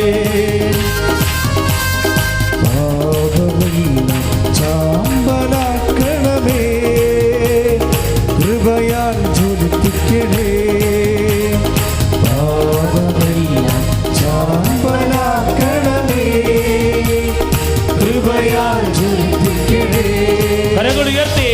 ഓ അഗ്നി അഭിഷേകമേ, ആമേൻ. ഓ അഗ്നി അഭിഷേകമേ, ആമേൻ. കാറ്റായി വീശണമേ, കൈകൾ വീശിക്കട്ടെ. കാറ്റായി വീശണമേ. ഹല്ലേലൂയ. ഓ അഗ്നി അഭിഷേകമേ, ഓ അഗ്നി അഭിഷേകമേ, കാറ്റായി വീശണമേ, ഈ കാറ്റായി വീശണമേ. Praise the Lord. Praise the Lord. അതിനോട് ചേർന്ന് വായിക്കാവുന്ന വചനമാണ് 1 Corinthians 6:19. എന്താണ്? നിങ്ങൾ ദൈവത്തിൻ്റെ ആലയമാണ് എന്ന് പറഞ്ഞേ. നിങ്ങൾ ദൈവത്തിന്റെ ആലയമാണ്. നിങ്ങൾ നിങ്ങളുടെ സ്വന്തമല്ല. നിങ്ങൾ നിങ്ങളുടെ സ്വന്തമല്ല. നിങ്ങൾ ദൈവത്തിൻ്റെ ആലയമാണ്. നിങ്ങൾ ദൈവത്തിന്റെ ആലയമാണ്. അതിനാൽ നിങ്ങൾ നിങ്ങളുടെ സ്വന്തമല്ല. അതിനാൽ നിങ്ങളുടെ സ്വന്തമല്ല. പിന്നെ നമ്മൾ ആരുടെ സ്വന്തമാകും? ദൈവത്തിൻ്റെ സ്വന്തമാകും. ദൈവത്തിൻ്റെ സ്വന്തം, ലോകത്തിൻ്റെ സ്വന്തം. ബൈബിൾ ഉപയോഗിക്കുന്ന വാക്കാണ്. അവർ മാളങ്ങളിൽ ജീവിച്ചു, അവർ മലകളിൽ ജീവിച്ചു, വനങ്ങളിൽ ജീവിച്ചു. അവരെ സ്വന്തമാക്കാൻ ലോകത്തിന് പറ്റിയില്ല. അതിനർത്ഥം എന്താ? ലോകത്തിൻ്റെ സ്വന്തമെന്നും പറഞ്ഞ സംഭവമുണ്ട് ഇല്ലേ? ഓരോരുത്തരും ആരാണ്? നമ്മളോട് ചിരിച്ച് കാണിക്കുന്നവരെ, നമ്മളെ അംഗീകരിക്കുന്നവരെ, നമ്മളോട് സഹിത്വം ചേരുന്നവരെ, അവർക്ക് ആകർഷിക്കപ്പെട്ട് എന്തെങ്കിലും നമ്മുടെ അടുത്ത് ഉണ്ടെങ്കിൽ മാത്രമേ നമ്മളോട് അവരങ്ങനെ സ്നേഹവും കാരുണ്യമൊക്കെ കാണിക്കത്തുള്ളൂ ഇല്ലേ? അല്ലെങ്കിൽ പണമില്ലാത്ത പിണമായി പോകും. അപ്പോൾ എന്താണ്? അവർ നമ്മളെ സ്വന്തമാക്കത്തില്ല. അതാണ് വചനം പറയണത്. അങ്ങനെയുള്ള കാലത്ത് ലോകത്തിന് നിങ്ങളെ സ്വന്തമാക്കാൻ കഴിഞ്ഞില്ല.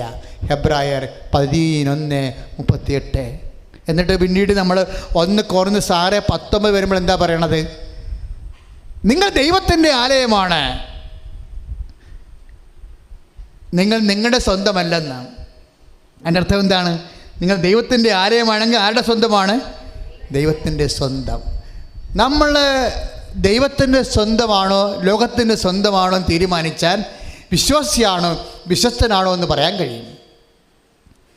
നമ്മൾ വിശ്വസ്തനാണ്, ലോകത്തിൻ്റെ സ്വന്തമല്ലാതെ ദൈവത്തിൻ്റെ സ്വന്തമായി ജീവിക്കേണ്ടി വരുമ്പോൾ നമ്മൾ മാളങ്ങളിലും വനങ്ങളിലും മലമുകളിലും ഗുഹകളിലുമൊക്കെ ഇങ്ങനെ പേരില്ലാതെ പെരുമയില്ലാതെ കുറേ കാലത്തേക്ക് ജീവിക്കും. കുറേ കാലത്തേക്കേ ഉള്ളൂ. എന്നും കൊന്ന് ദൈവത്തിലെ എന്നും കൊന്നും ഇങ്ങനെയാണെന്ന് പറയരുത് കേട്ടോ. പറയോ? 10 ദിവസം. വെളിപാട് എന്താ പറയണത്? എഫേസൂസുകാർക്കെഴുതിയ ലേഖനമല്ല, എഫേസൂസ് വെളിപാടിൽ എഫേസൂസിൽ സഭയ്ക്ക് വെളിപാട് കൊടുക്കുമ്പോൾ പറയണത് എന്താണ് പറയണത്? നീ സാത്താൻ്റെ സിംഹാസനം ഉള്ളിടത്താണ് വസിക്കണത്, എന്നിട്ട് നീ എന്നോടുള്ള വിശ്വസ്തത നിലനിർത്തി. നിന്റെ ക്ലേശം 10 ദിവസമാണെന്ന് കൈയടിച്ച് കർത്താവ്.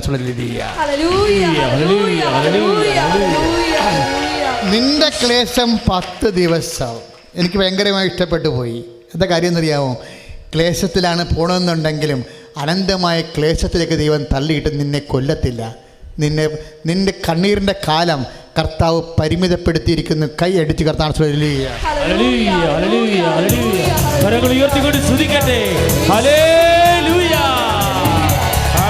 ദൈവത്തിലെ ഈ വചനം ഏറ്റുപറഞ്ഞ് കൃപ പ്രാപിച്ച് വെളിപാടിൻ്റെ പുസ്തകം 2-ാം അധ്യായം 10-ാം വാക്യം. നീ ഉടനെ സഹിക്കാനിരിക്കുന്നവയെ ഭയപ്പെടരുത്.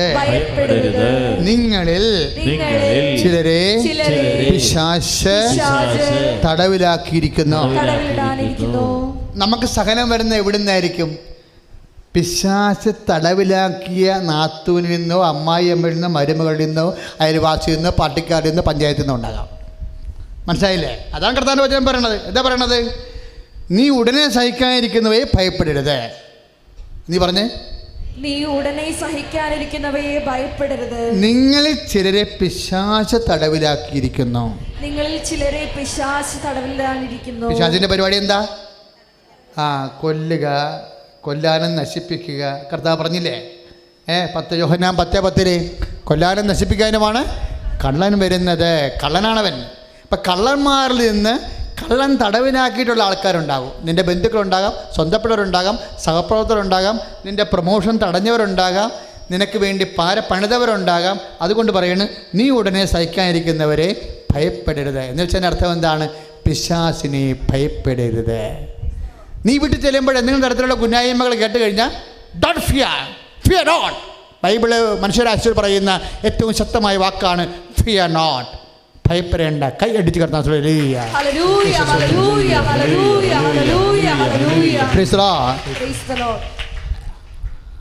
ചില നിങ്ങളെ പിശാച് നിങ്ങളെ തടവിലാക്കിയിരിക്കുന്നു. അതായത് നമുക്ക് സഹനം തരുന്ന ആൾക്കാർ ചിലപ്പോൾ നമ്മുടെ അതിർത്തി കുറ്റി മാറ്റിയിടുന്ന ആൾക്കാരാകാം, വഴി കൊണ്ടുവന്ന് കുപ്പച്ചിലിടുന്ന ആൾക്കാരാകാം, വഴി വിടാത്ത ആൾക്കാരാകാം. നീ ഉടനെ സഹിക്കാതിരിക്കും. ഇങ്ങനെയുള്ള സഹനങ്ങളെ ഭയപ്പെടരുത്. ബൈബിളിലെ കർത്താവിൻ്റെ വചനം മാത്രമേ സഹനങ്ങളെ ഭയപ്പെടരുതെന്ന് പറയത്തുള്ളൂ. കാര്യം ഇത് സത്യസന്ധവും സത്യവേദ പുസ്തകവും ജീവൻ്റെ വചനവുമാണ്. കൈ അടിച്ച് കർത്താവ്.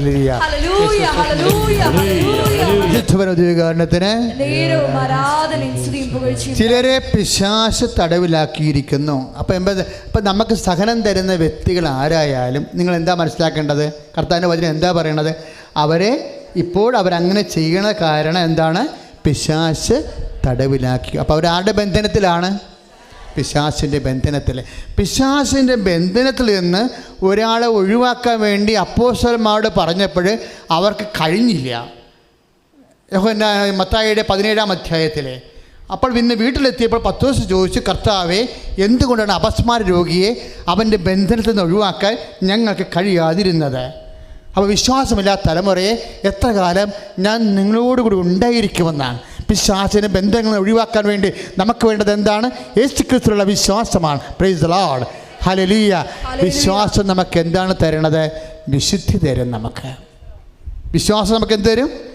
വിശുദ്ധി തരും. യേശുക്രിസ്തുവിലുള്ള വിശ്വാസത്തിൻ്റെ സത്യവിശ്വാസവും കള്ളവിശ്വാസവും തമ്മിൽ ഒരു വിശ്വാസം നിന്നെ വിശുദ്ധീകരിക്കുന്നുണ്ടെങ്കിൽ അത് സത്യവിശ്വാസം. ഒരു വിശ്വാസം നിന്നെ കൂടുതൽ അഹങ്കാരിയും, ഒരു വിശ്വാസം നിന്നെ കൂടുതൽ മ്ലേച്ഛനുമായി, ഒരു വിശ്വാസം നിന്നെ കൂടുതൽ അധമനുമായി മാറ്റിയിട്ടുണ്ടെങ്കിൽ അത് അസത്യവിശ്വാസം.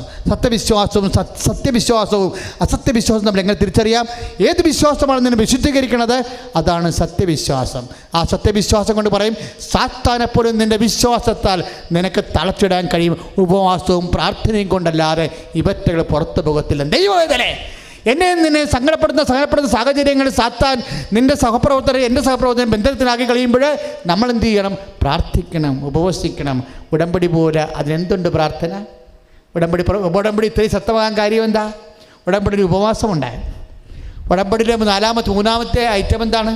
ഉപവസിക്കുക. അല്ലെങ്കിൽ 5ാമത്തെ ഐറ്റം കൂടെ കിടക്കുന്നത് എന്താണ്? ഒരാഴ്ചയിൽ വെള്ളിയാഴ്ചയോ ശനിയാഴ്ചയോ ബുധനാഴ്ചയോ ഉപവസിക്കുക. എന്തിനാണ്? ആത്മശക്തി ആവഹിക്കാനും സാത്താൻ്റെ ബന്ധത്തിൽ നിന്ന് അഴിച്ചു മാറ്റപ്പെടാൻ വേണ്ടിയാണ്. ഉപവാസം മുടക്കരുത്. അത് ഉടമ്പടിയുടെ ഭാഗമാണ്. നിങ്ങൾ ഉപവാസമില്ല, പ്രാർത്ഥനയുമില്ല, പ്രേക്ഷിത പ്രവർത്തനവുമില്ല, ചുമ്മാ ഓടി അച്ഛനെ കാണാൻ വേണ്ടി വന്ന കർത്താവ് സംസാരിക്കാത്തതിൻ്റെ കാര്യം എന്താ? ആദ്യം തന്നെ, അതായത് എമർജൻസി കാര്യങ്ങളെല്ലാം കർത്താവ് ചെയ്യും. അടുത്ത ഘട്ടം വരുമ്പോൾ പറയും, നീ ഉടമ്പടി പാലിച്ചിട്ട് വരാൻ പറയും, വിശ്വസ്ത കാണിക്കാൻ പറയും. ഉടമ്പടിയോട് വിശ്വസ്ത കാണിക്കാൻ പറയും. അപ്പം അതുകൊണ്ട് പ്രധാനമായിട്ട് ഇവിടെ നിന്ന് ഇറങ്ങിപ്പോകുമ്പോൾ പറയണം, കർത്താവ് എനിക്കും ആൾക്കാരൊക്കെ ഒരു സാക്ഷ്യം പറയണം. പക്ഷെ സാക്ഷ്യം പറഞ്ഞാൽ മാത്രം പോരാ, സാക്ഷിയായി ജീവിക്കണം. ഉടമ്പടി ചെയ്യുന്ന ഓരോ മക്കളും പ്രാർത്ഥിക്കണം, എനിക്ക് യേശുക്രിസ്തുവിന്റെ സാക്ഷിയായി ജീവിക്കണം. ഒറ്റ സ്വരത്തിൽ പറഞ്ഞ്, എനിക്ക് യേശുക്രിസ്തുവിന്റെ സാക്ഷിയായി ജീവിക്കണം. സ്വരത്തിൽ പറഞ്ഞ്, പ്രൈസ് ദി ലോർഡ്. യേശുക്രിസ്തുവിന്റെ സാക്ഷി, സ്നേഹത്തിന്റെ സാക്ഷിയായി ജീവിക്കണം. അങ്ങനെയാണെങ്കിൽ പരിശുദ്ധാത്മാവ് നമ്മളിന്നും പോകാൻ പാടില്ല.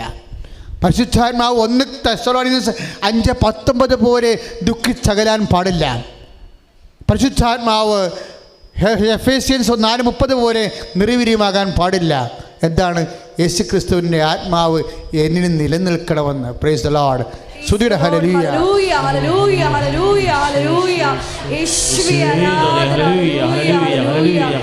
പരിശുദ്ധവരം ദിവ്യകാരുണ്യത്തിന് 1 യോഹന്നാൻ 5:12 വചനം നമ്മൾ പറഞ്ഞ വചനമാണ് പറയുന്നത്. എന്താ കാര്യം? യേശുക്രിസ്തുവിനെ സ്വന്തമാക്കാത്തവന് ജീവനില്ല. അത് 6:37 ബന്ധമുള്ളതാ. 1 യോഹന്നാൻ 5:12 ഒന്ന് ഏറ്റു പറഞ്ഞേ, യേശുക്രിസ്തുവിനെ സ്വന്തമാക്കാത്തവന് ജീവനില്ല. ജീവൻ എന്ന് പറഞ്ഞാൽ എന്താണ്? ഞാൻ വന്നിരിക്കണം ജീവൻ ഉണ്ടാകാനും. യോഹന്നാൻ 10:10 അത് സമൃദ്ധമായി ഉണ്ടാകുന്നതാണ്. പെരുന്നാളിൻ്റെ മഹാദിനത്തിൽ അവർ എഴുതരുതെന്ന് പറഞ്ഞു, ആർക്കെങ്കിലും ദാഹിക്കുന്നെങ്കിൽ എൻ്റെ അടുത്ത് വരട്ടെ, എന്നെ വിശക്കുന്നവരുടെ ഹൃദയത്തിൽ നിന്ന് ജീവജലത്തിൻ്റെ അരുവികൾ ഒഴുകും. ജീവൻ, പരിശുദ്ധാത്മാവ്. യേശുക്രിസ്തുവിനെ സ്വന്തമാക്കിയാൽ മാത്രമേ നമുക്ക് ജീവൻ ഉണ്ടാകത്തുള്ളൂ. യേശുക്രിസ്തുവിനെ സ്വന്തമാക്കുന്നവൻ എങ്ങനെയാണ്? അവൻ പിശാചിന് അടിമയായിരിക്കത്തില്ല. അതായത് നീ സാത്താൻ്റെ സിംഹാസനത്തിൻ്റെ അടുത്താണ് വസിക്കുന്നത്. സാത്താൻ്റെ പിണിയാളുകളായിട്ടുള്ളവരാണ് നിൻ്റെ സ്വാധീനത്തിൽ, നിൻ്റെ സംസർഗത്തിലുള്ളത്.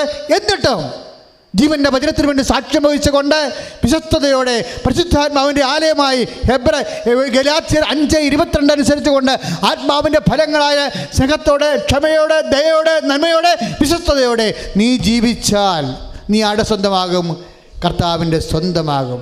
അറിയാം, ദൈവം നിന്നെ സ്വന്തമാക്കിയാൽ പിന്നെ ആർക്കും നിന്നെ സ്വന്തമാക്കാൻ പറ്റത്തില്ല. സാത്താനും ലോകത്തിനും കൈയിടിച്ച് കർത്താവ്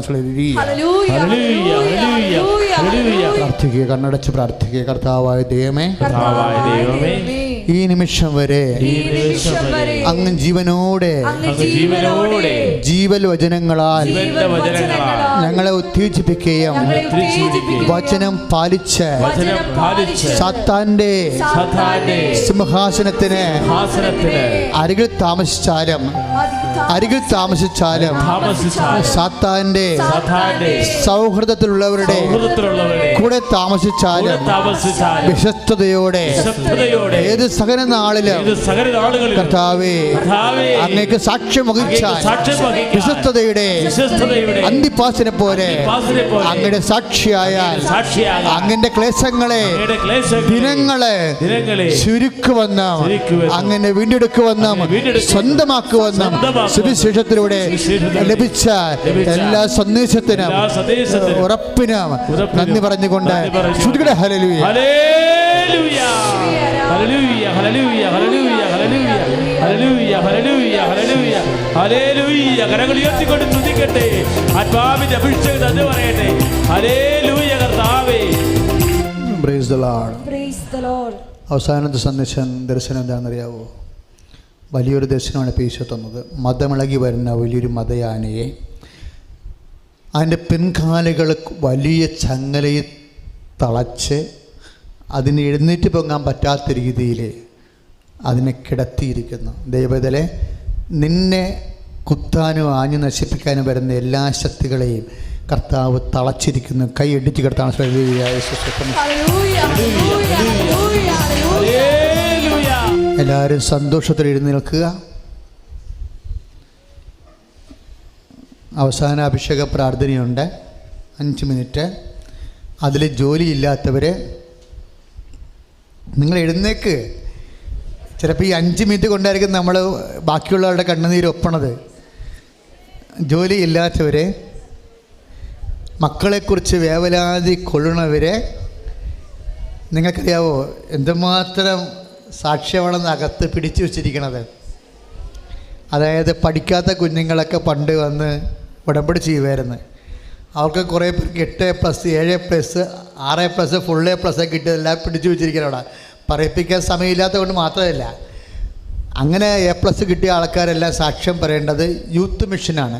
കുട്ടികളുടെ ധ്യാനം കൊണ്ട്, കുട്ടികളുടെ ധ്യാനത്തിന് വന്നാണ് A+. ഇപ്പോൾ എൻ്റെ അടുത്ത് കുറേ ആൾക്കാർ തന്നിട്ടില്ലേ സാക്ഷ്യം, അവരെല്ലാം തന്ന് സാക്ഷ്യം പറയേണ്ടത് കുട്ടികളുടെ ധ്യാനത്തിനാണ്. മുതിർന്നവരല്ല ആ സാക്ഷ്യം കേൾക്കേണ്ടത്. പഠിക്കാൻ ബുദ്ധിമുട്ടുള്ള കുഞ്ഞുങ്ങൾ, ബുദ്ധിക്കും ഓർമ്മശക്തിക്കും പരാധീനതയുള്ള കുഞ്ഞുങ്ങളൊക്കെയാണ് അവരുടെ സാക്ഷ്യം, ചേട്ടന്മാരുടെ സാക്ഷ്യം കേൾക്കേണ്ടത്. അതുകൊണ്ട് അങ്ങനെയുള്ള എല്ലാ ചേട്ടന്മാരും ചേച്ചിമാരും ഒക്കെ 2ാം ശനിയാഴ്ച വന്ന് സാക്ഷ്യം പറയണം, മറന്നു പോകരുത്. അപ്പോൾ അവർക്ക് വേണ്ടിയും പ്രാർത്ഥിക്കണം, അവർക്ക് ഓപ്ഷൻ കിട്ടാൻ വേണ്ടി പ്രാർത്ഥിക്കുക. നമ്മളെ ഇത്രയൊക്കെ കൺഫ്യൂഷനില്ലേ, ഏത് സബ്ജക്റ്റ് എടുക്കണമെന്നുള്ള കൺഫ്യൂഷൻ.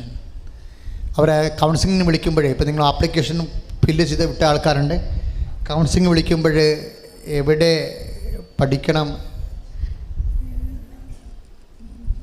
അടുത്ത കോളേജിൽ തന്നെ നമുക്ക് കിട്ടണ്ടേ. അകലൊക്കെ കിട്ടിപ്പോയി കഴിഞ്ഞാൽ പിന്നെ കാശുണ്ടാകത്തില്ല നമുക്ക് പഠിപ്പിക്കാൻ കുഞ്ഞുങ്ങളെ. കാശുണ്ടാകണ മാത്രമല്ല പ്രശ്നം, കാശുണ്ടായാലും കുഞ്ഞുങ്ങളൊക്കെ കൈവിട്ട് പോയാലേ.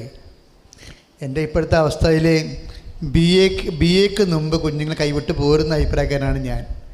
കാര്യം ഈ 10ാം ക്ലാസ്സുകാരൻ, ഇപ്പോൾ ഈ PDCക്കാരൊക്കെ +2കാരൊക്കെ കൈവിട്ട് പോയാലേ അവർക്ക് ജീവിതം അറിയാൻ പാടില്ല. ചെന്ന് വലിയൊരു സ്ഥലത്താണ് ചെന്ന് ചാടുന്നത്. അവരെന്ത് കാണിക്കുമെന്ന് നമുക്കൊരു പിടിയുമില്ല. അവിടെ മനസ്സ് തന്നെ 3 മാസം കൊണ്ട് മാറിപ്പോണ് ഞാൻ കണ്ടിട്ടുണ്ട്. അത്രയ്ക്കും മ്ലേച്ഛത, ഈശോ വിശ്വാസമില്ലാത്ത, ഈശോ ഇല്ലാത്ത, വിശ്വാസ ജീവിതമില്ലാത്ത സ്ഥലത്താണ്. അതുകൊണ്ട് മക്കൾ അകന്നു പോകാതിരിക്കാൻ വേണ്ടി നമ്മുടെ നാട്ടിൽ തന്നെ കുഞ്ഞുങ്ങൾക്ക് അഡ്മിഷൻ കിട്ടാൻ വേണ്ടി ഒന്ന് സ്തുതിക്കട്ടെ. ഹല്ലേലൂയ ഹല്ലേലൂയ ഹല്ലേലൂയ ഹല്ലേലൂയ ഉയർത്തിക്കൊണ്ട് കർത്താവേ സമർപ്പിച്ച് പ്രാർത്ഥിക്കുന്ന കർത്താവേ, ഇന്ന് ഫസ്റ്റ് അലോട്ട് വരെ മക്കളെ സമർപ്പിച്ച് പ്രാർത്ഥിക്കുന്ന കർത്താവേ, നാട്ടിൽ തന്നെ കൊടുക്കണം കർത്താവേ. കുഞ്ഞുങ്ങൾക്ക് നാട്ടിൽ തന്നെ അഡ്മിഷൻ കൊടുക്കണം. ഹല്ലേലൂയ. ഇപ്പോഴും നമ്മൾ പ്രാർത്ഥിക്കാൻ പോകുന്നത്, ഇപ്പം മഴയൊക്കെ വന്നപ്പോൾ നിങ്ങൾക്ക് മനസ്സിലായില്ലേ, സ്വന്തമായിട്ടൊരു സ്ഥലം കിട്ടാനും വാടകയ്ക്ക് ഇറങ്ങാൻ പറഞ്ഞിരിക്കുന്ന ദിവസങ്ങളൊക്കെയാണ് ഇന്ന്. അപ്പോൾ അവർ മഴയത്ത് വന്ന് അച്ഛനോട് ചോദിക്കുമ്പോൾ എൻ്റെ കണ്ണിലെ എന്ന് കണ്ണു നിറയും. കാര്യം എന്ന് വെച്ച് കഴിഞ്ഞാൽ ഇപ്പോൾ ഈ മഴയത്ത് കുഞ്ഞുങ്ങളെ മരിച്ചുകൊണ്ട് എവിടെ പോകാനാണ്? ഇപ്പം മഴയത്ത് നമ്മൾ വേറെ വീട് തിരക്കുമ്പോൾ അവർ ലോകത്തെങ്ങും കൊള്ളാത്ത കാശ് പറയണ കാരണം ജീവിക്കാൻ പറ്റണില്ല. അപ്പം അതൊക്കെ പറയാൻ വേണ്ടിയാണ് നമ്മളിപ്പോൾ വന്നിരിക്കുന്നത് ഇവിടെ. അച്ഛനോട് ചേർന്ന് പറ, കർത്താവായ ദൈവമേ, പരിശുദ്ധ അമ്മയെ മാധ്യസ്ഥം നിർത്തി ഞങ്ങളെ യാചിക്കുന്ന കർത്താവേ, സ്വന്തം വീടില്ലാത്തവര്, സ്വന്തം സ്ഥലമില്ലാത്തവര്, വാടകയ്ക്ക് ഒറ്റയ്ക്ക് പാട്ടത്തിന് ജീവിക്കുന്നവർക്ക് സമാധാനത്തോടെ സ്വന്തം വീട്ടിലെ സുരക്ഷിതമായി ജീവിക്കുവാൻ അങ്ങയുടെ കൃപ ചൊരിയണമേ. Hallelujah hallelujah. കരങ്ങൾ ഉയർത്തി സ്തുതിക്കട്ടെ കർത്താവേ. അവരുടെ മേലങ്ങ് കൃപ ചൊരിയുന്നതിനെ ഓർത്ത് പറയുന്നു. സ്വന്തമായ ഒരു തൊട്ട് ഭൂമി പോലും ഇല്ലാത്തവരെ ആശീർവദിക്കുന്നതിനെ ഓർത്ത്, കൃപാസന കൂട്ടായ്മയിൽ ആശീർവദിക്കുന്ന ഓർത്ത് നന്ദി പറയുന്നു. ഹല്ലേലൂയ. കൃപമതിയേ നിൻ കൃപമതിയേ, അളവില്ലാത്ത നിൻ കൃപമതിയേ, കൃപമതിയേ നിൻ കൃപമതിയേ, അളവില്ലാത്ത നിൻ കൃപമതിയേ. മക്കളെ, ചിങ്ങത്തിലെ കല്യാണം, ചിങ്ങം വരാൻ പോയി. ഇതുവരെയൊക്കെ ഈ സമയങ്ങളൊക്കെ കല്യാണം ഒത്തുവരേണ്ട, ചിങ്ങത്ത് നടക്കാനുള്ള കല്യാണമൊക്കെ ഒത്തുവരേണ്ട സമയമാണിത്. അപ്പോൾ പലർക്കും അത് ഒത്തുവരാതിരിക്കുമ്പോൾ ഭയങ്കര വേദനയാണ്. ഒത്തു വന്നവർക്കാണെങ്കിൽ അത് നടത്താനുള്ള പണം വേണം. നമ്മളെല്ലാം ഒരുമിച്ച് പ്രാർത്ഥിക്കണം. ഇങ്ങനെ കുറേ കണ്ണീർക്കാർ ഇതിൻ്റെ തൊണ്ടെന്ന് നിങ്ങൾ മറന്നു പോകരുത്. കർത്താവിനോട് പ്രാർത്ഥിക്കുക. 40 വയസ്സുള്ള കല്യാണമൊക്കെ പറഞ്ഞില്ലേ, ഇത് കൃപാസനമാണ്. അമ്മ ഇതൊക്കെ ചെയ്യൂട. ഇതിപ്പോൾ ഒറ്റപ്പെട്ട സാക്ഷ്യമല്ല, എപ്പോഴും 36, 38. നമ്മൾ 30 വയസ്സിന് താഴേക്കുള്ള കല്യാണത്തിൻ്റെ സാക്ഷ്യമൊന്നും പറയിപ്പിക്കത്തില്ല. 32 വയസ്സ് വരെ നോർമലായിട്ട് കല്യാണം നടക്കേണ്ട സമയമാണ്. 32 കഴിഞ്ഞാൽ മാത്രമേ സാക്ഷ്യം പറയിപ്പിക്കത്തുള്ളൂ.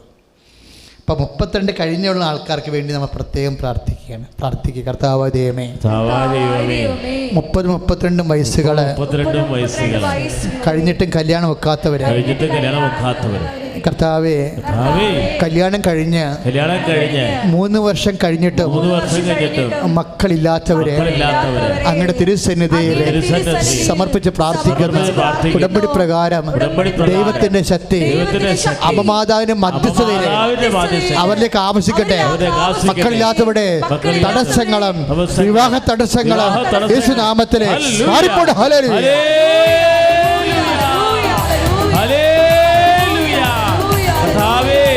വിവാഹ തടസ്സം അങ്ങ് ഏറ്റെടുക്കുന്നതിനെ ഓർത്ത് നന്ദി പറയുന്നു കർത്താവേ. ഹല്ലേലൂയ, ഹല്ലേലൂയ, ഹല്ലേലൂയ.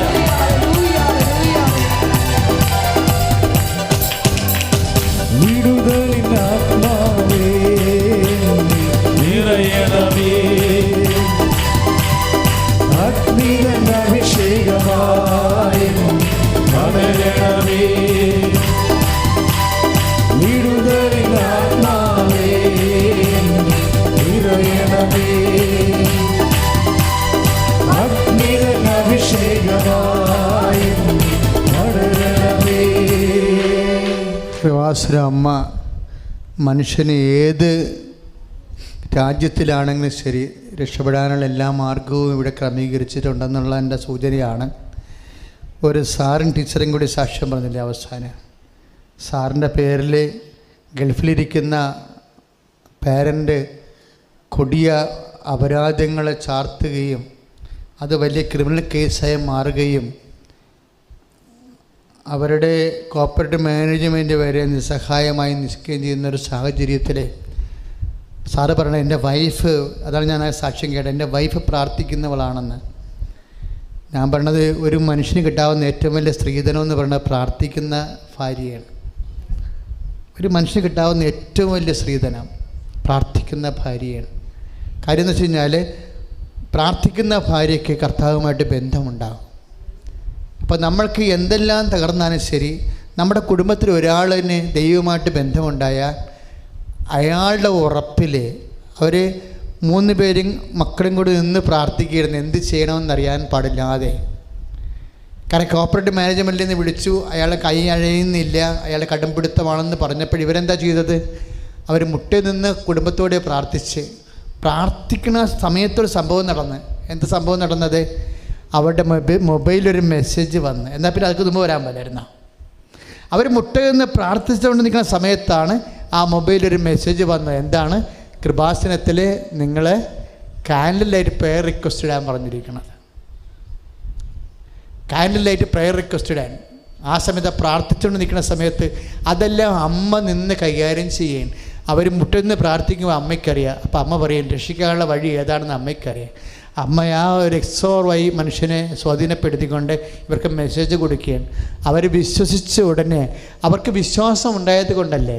അല്ലെങ്കിൽ വിശ്വാസമില്ലാതെ വല്ല യുക്തിവാദി പണ്ടാരങ്ങളാണെങ്കിൽ ആ സമയത്ത് ചെയ്യത്തില്ല.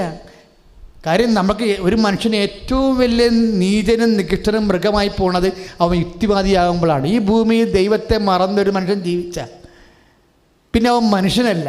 എന്താ കാര്യം? അവന് ദൈവത്തെ അറിയത്തില്ല. അവൻ ദൈവത്തെ അറിയത്തില്ല എന്നുള്ളത് തന്നെയല്ല, അത് ദൈവത്തെ വിശ്വസിക്കുന്നവരെ കൂടി അവനെ ആക്ഷേപിക്കും. അതാണ് ഈ സാത്താൻ്റെ സിംഹാസനം എന്ന് പറയണത്. കാര്യം ദൈവമില്ല എന്ന് പറയാൻ സാത്താനല്ലേ പറയാൻ പറ്റത്തുള്ളൂ. ദൈവമില്ല എന്ന് പറയുന്നത് നിരീശ്വരവാദി. ചിലപ്പോൾ അവനെ എന്ത് പാർട്ടിക്കാരനായാലും ശരി, അവൻ നിരീശ്വരവാദിയാണെങ്കിൽ സാത്താനെയല്ലേ ദൈവം ഇല്ലെന്ന് പറഞ്ഞ് പഠിപ്പിക്കാൻ പറ്റത്തുള്ളൂ. അതുകൊണ്ടാണ് മക്കൾ നിരീശ്വര പ്രസ്ഥാനങ്ങളൊക്കെ പ്രവർത്തിക്കുമ്പോൾ എവിടെ പ്രവർത്തിച്ചാലും വിശ്വാസിയായിരിക്കണം. നിങ്ങൾ വിശ്വാസിയായിരിക്കുക എന്ന് കർത്താവ് പറഞ്ഞില്ലേ? എവിടെയാണെങ്കിൽ നിനക്ക് പ്രവർത്തിക്കാം, പക്ഷേ വിശ്വാസിയായിരിക്കുക. അത് ഭയങ്കരമായ വിശ്വാസിയായിരിക്കുക എന്ന് പറയുമ്പോൾ അതിലെല്ലാ വിഷയങ്ങളും ഉണ്ട്. ഉടനെ അവർ പറഞ്ഞ് കാൻഡിൽ പ്രയർ ലൈറ്റിൽ കമ്പ്യൂട്ടറിൽ കൃപാസനത്തിൽ പ്രത്യക്ഷപ്പെട്ട മാതാവിൻ്റെ മുമ്പിൽ തിരികെത്തിക്കുകയും പറയുകയും. ഉടനെ ആ മനുഷ്യൻ വീട്ടിൽ ഇരുന്നുകൊണ്ട് ഒരു കർത്താവിൻ്റെ കമ്പ്യൂട്ടറിൽ ഒരു കർത്താവിൻ്റെ നാമത്തിൽ ഒരു തിരികെത്തിച്ചതാണ്. 5 മിനിറ്റ് എടുത്തുള്ളൂ. ജസ്റ്റ് 5 മിനിറ്റ് കൊണ്ട് ഗൾഫിലുള്ള മനുഷ്യൻ്റെ മനസ്സ് മാറിയിട്ട് മെസ്സേജ് വരികയാണ്. അത്രയും സ്പീഡായിട്ട് നമ്മൾ ജീവിക്കണം. ദൈവം നമ്മുടെ പ്രതിസന്ധിയിൽ എങ്ങനെ ഇടിമിന്നൽ പോലെ ഇടപെടണമെന്ന് നമ്മളെ കണ്ടു പോണ ആൾക്കാരാണ്. ഇനി നിങ്ങൾ വിശുദ്ധിയില്ല ജീവിച്ച ഇടിമിന്നൽ നിങ്ങളുടെ ഭാഗത്തോട്ട് വരും അവസാനം. കാര്യം നിങ്ങൾ കണ്ട ആൾക്കാരാണ്, നിങ്ങൾ കേട്ട ആൾക്കാരാണ്. ദൈവത്തെ കണ്ടനുഭവിച്ച് അവൻ്റെ ജീവിതത്തിൻ്റെ മനുഷ്യൻ്റെ കണ്ണീരിൻ്റെ കാലത്ത് കർത്താവ് എങ്ങനെയാണ് ഇങ്ങനെ അവതരിക്കണം നമ്മൾ കണ്ടതാണ്. അതുപോലെ സർവീസ് പ്രതിസന്ധി, കള്ളക്കേസ്, ദോഷകരമായ കുറ്റാരോപണങ്ങൾ, ഇങ്ങനെ കുരുങ്ങിക്കിടക്കുന്ന കുറേ ആൾക്കാരുണ്ട്. അവിടെ എല്ലാം വിടുതലിന് വേണ്ടി സ്തുതിക്കട്ടെ. ഹല്ലേലൂയ, ഹല്ലേലൂയ. കർത്താവേ സമർപ്പിച്ച് പ്രാർത്ഥിക്കുന്നു. കേസുകളിൽ കുടുങ്ങിയിരിക്കുന്നവരെ സമർപ്പിക്കുന്നു കർത്താവേ. ദൈവത്തിന്റെ ശക്തി നിറയട്ടെ. ഹല്ലേലൂയ, ഹല്ലേലൂയ, ഹല്ലേലൂയ. Price Jesus.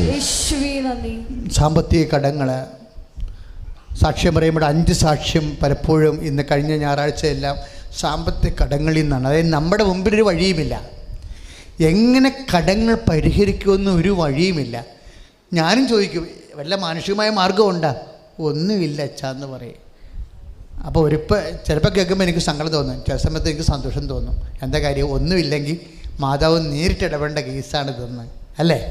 അതുകൊണ്ട് സാമ്പത്തിക കടമുള്ളവരെ പ്രാർത്ഥിക്കുക. അച്ഛനോട് ചേർന്ന് പ്രാർത്ഥിക്കുക. കർത്താവായ ദൈവമേ, ജീവനുപാധികളില്ല, ജീവിക്കാൻ മാർഗമില്ല, വരുമാന മാർഗമില്ല, കടക്കെണികളിലെ കടക്കാരുടെ അലട്ടലുകളിലെ സമാധാനമില്ല, ഉറക്കമില്ലാതെ ഭ്രാന്തി പിടിച്ച് നടക്കുന്ന മക്കളുടെ മേലെ ദൈവത്തിന്റെ തീരുമാനമുണ്ടാവട്ടെ.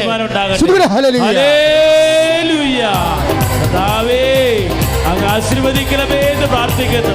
കടക്കടിയിൽ കഴിയുന്നവരെ സമർപ്പിച്ച് പ്രാർത്ഥിക്കുന്നു കർത്താവേ. ജോലിയോട് നടക്കാൻ പറ്റാത്തവരെ സമർപ്പിച്ച് പ്രാർത്ഥിക്കുന്നു കർത്താവേ. ജീവിത സാമ്പത്തിക ക്ലേശത്തിൽ കഴിയുന്നവരെ സമർപ്പിച്ച് പ്രാർത്ഥിക്കുന്നു കർത്താവേ. ഹല്ലേലൂയ. കരങ്ങളടിച്ചുകൊണ്ട്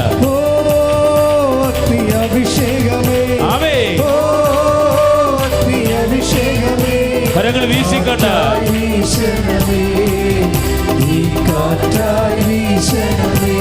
ചേർത്ത് പാടാം.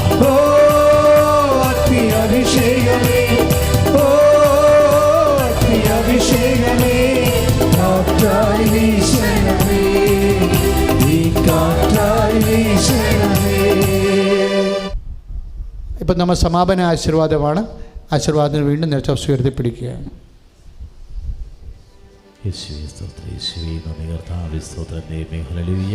നേർച്ചവസ്തുക്കളെല്ലാം ഉയർത്തിപ്പിടിക്കട്ടെ. കൃപാസന നേർച്ചവസ്തുക്കളെല്ലാം ഉയർത്തിപ്പിടിച്ചുകൊണ്ട് അതിശക്തമായി സ്തുതിക്കട്ടെ. ഹല്ലേലൂയ. അതിശക്തമായി സ്തുതിക്കട്ടെ, ശക്തിയോട് സ്തുതിക്കട്ടെ, സ്വരം ഉയർത്തി സ്തുതിക്കട്ടെ. ഹല്ലേലൂയ, ഹല്ലേലൂയ. യേശുവേ, യേശുവേ, യേശുവേ കർത്താവേ ആശീർവദിക്കുന്നതിനെ ഓർത്ത് നന്ദി പറയുന്ന കർത്താവേ, സൗഖ്യപ്പെടുന്നതിനെ ഓർത്ത് നന്ദി പറയുന്ന കർത്താവേ, കർത്താവായ ദൈവമേ, തീരാവ്യാധികള്, രോഗദുരിതത്തിൽ വലയുന്നവര്, കടഭാരത്തിൽ വഴിയുന്നവര്, ഉടമ്പടി ചെയ്തിട്ടുള്ള മക്കള് കർത്താവെ സമർപ്പിച്ച് പ്രാർത്ഥിക്കുന്നു. സദാരഹിതരെ ആശീർവദിക്കുന്നതിനെ ഓർത്ത് നന്ദി പറയുന്നു. ഭവനരഹിതരെ, തൊഴിൽ രഹിതരെ ആശീർവദിക്കുന്നതിനെ ഓർത്ത് നന്ദി പറയുന്ന കർത്താവെ, കൃപാസന കൂട്ടായ്മയില് വന്നു ചേർന്നിരിക്കുന്ന ഓരോ മകനെയും മകളെയും അവിടെ നിയോഗങ്ങളെയും അങ്ങ് ഏറ്റെടുക്കുന്നതിനെ ഓർത്ത് നന്ദി പറയുന്ന കർത്താവെ, കരങ്ങളുയർത്തി യേശുവേ എന്ന് വിളിക്കട്ടെ, നന്ദി പറഞ്ഞുകൊണ്ട് പ്രാർത്ഥിക്കട്ടെ. അനുഗ്രഹം ചൊരിഞ്ഞ കർത്താവിന്, കൃപകൾ വർഷിച്ച കർത്താവിന്, അഭിഷേകം നൽകിയ കർത്താവിന് ഹല്ലേലൂയ. നന്ദി കർത്താവേ, സ്തോത്രം ദൈവമേ. ശിരസ് നമിച്ച് പരിശുദ്ധ പരമ ദിവ്യകാരുണ്യത്തിന് നിത്യസ്തുതിക്ക് യോഗ്യമായ പരിശുദ്ധ പരമ ദിവ്യകാരുണ്യത്തിന്, പരിശുദ്ധ പരമ ദിവ്യകാരുണ്യത്തിന്, പരിശുദ്ധ പരമ ദിവ്യകാരുണ്യത്തിന്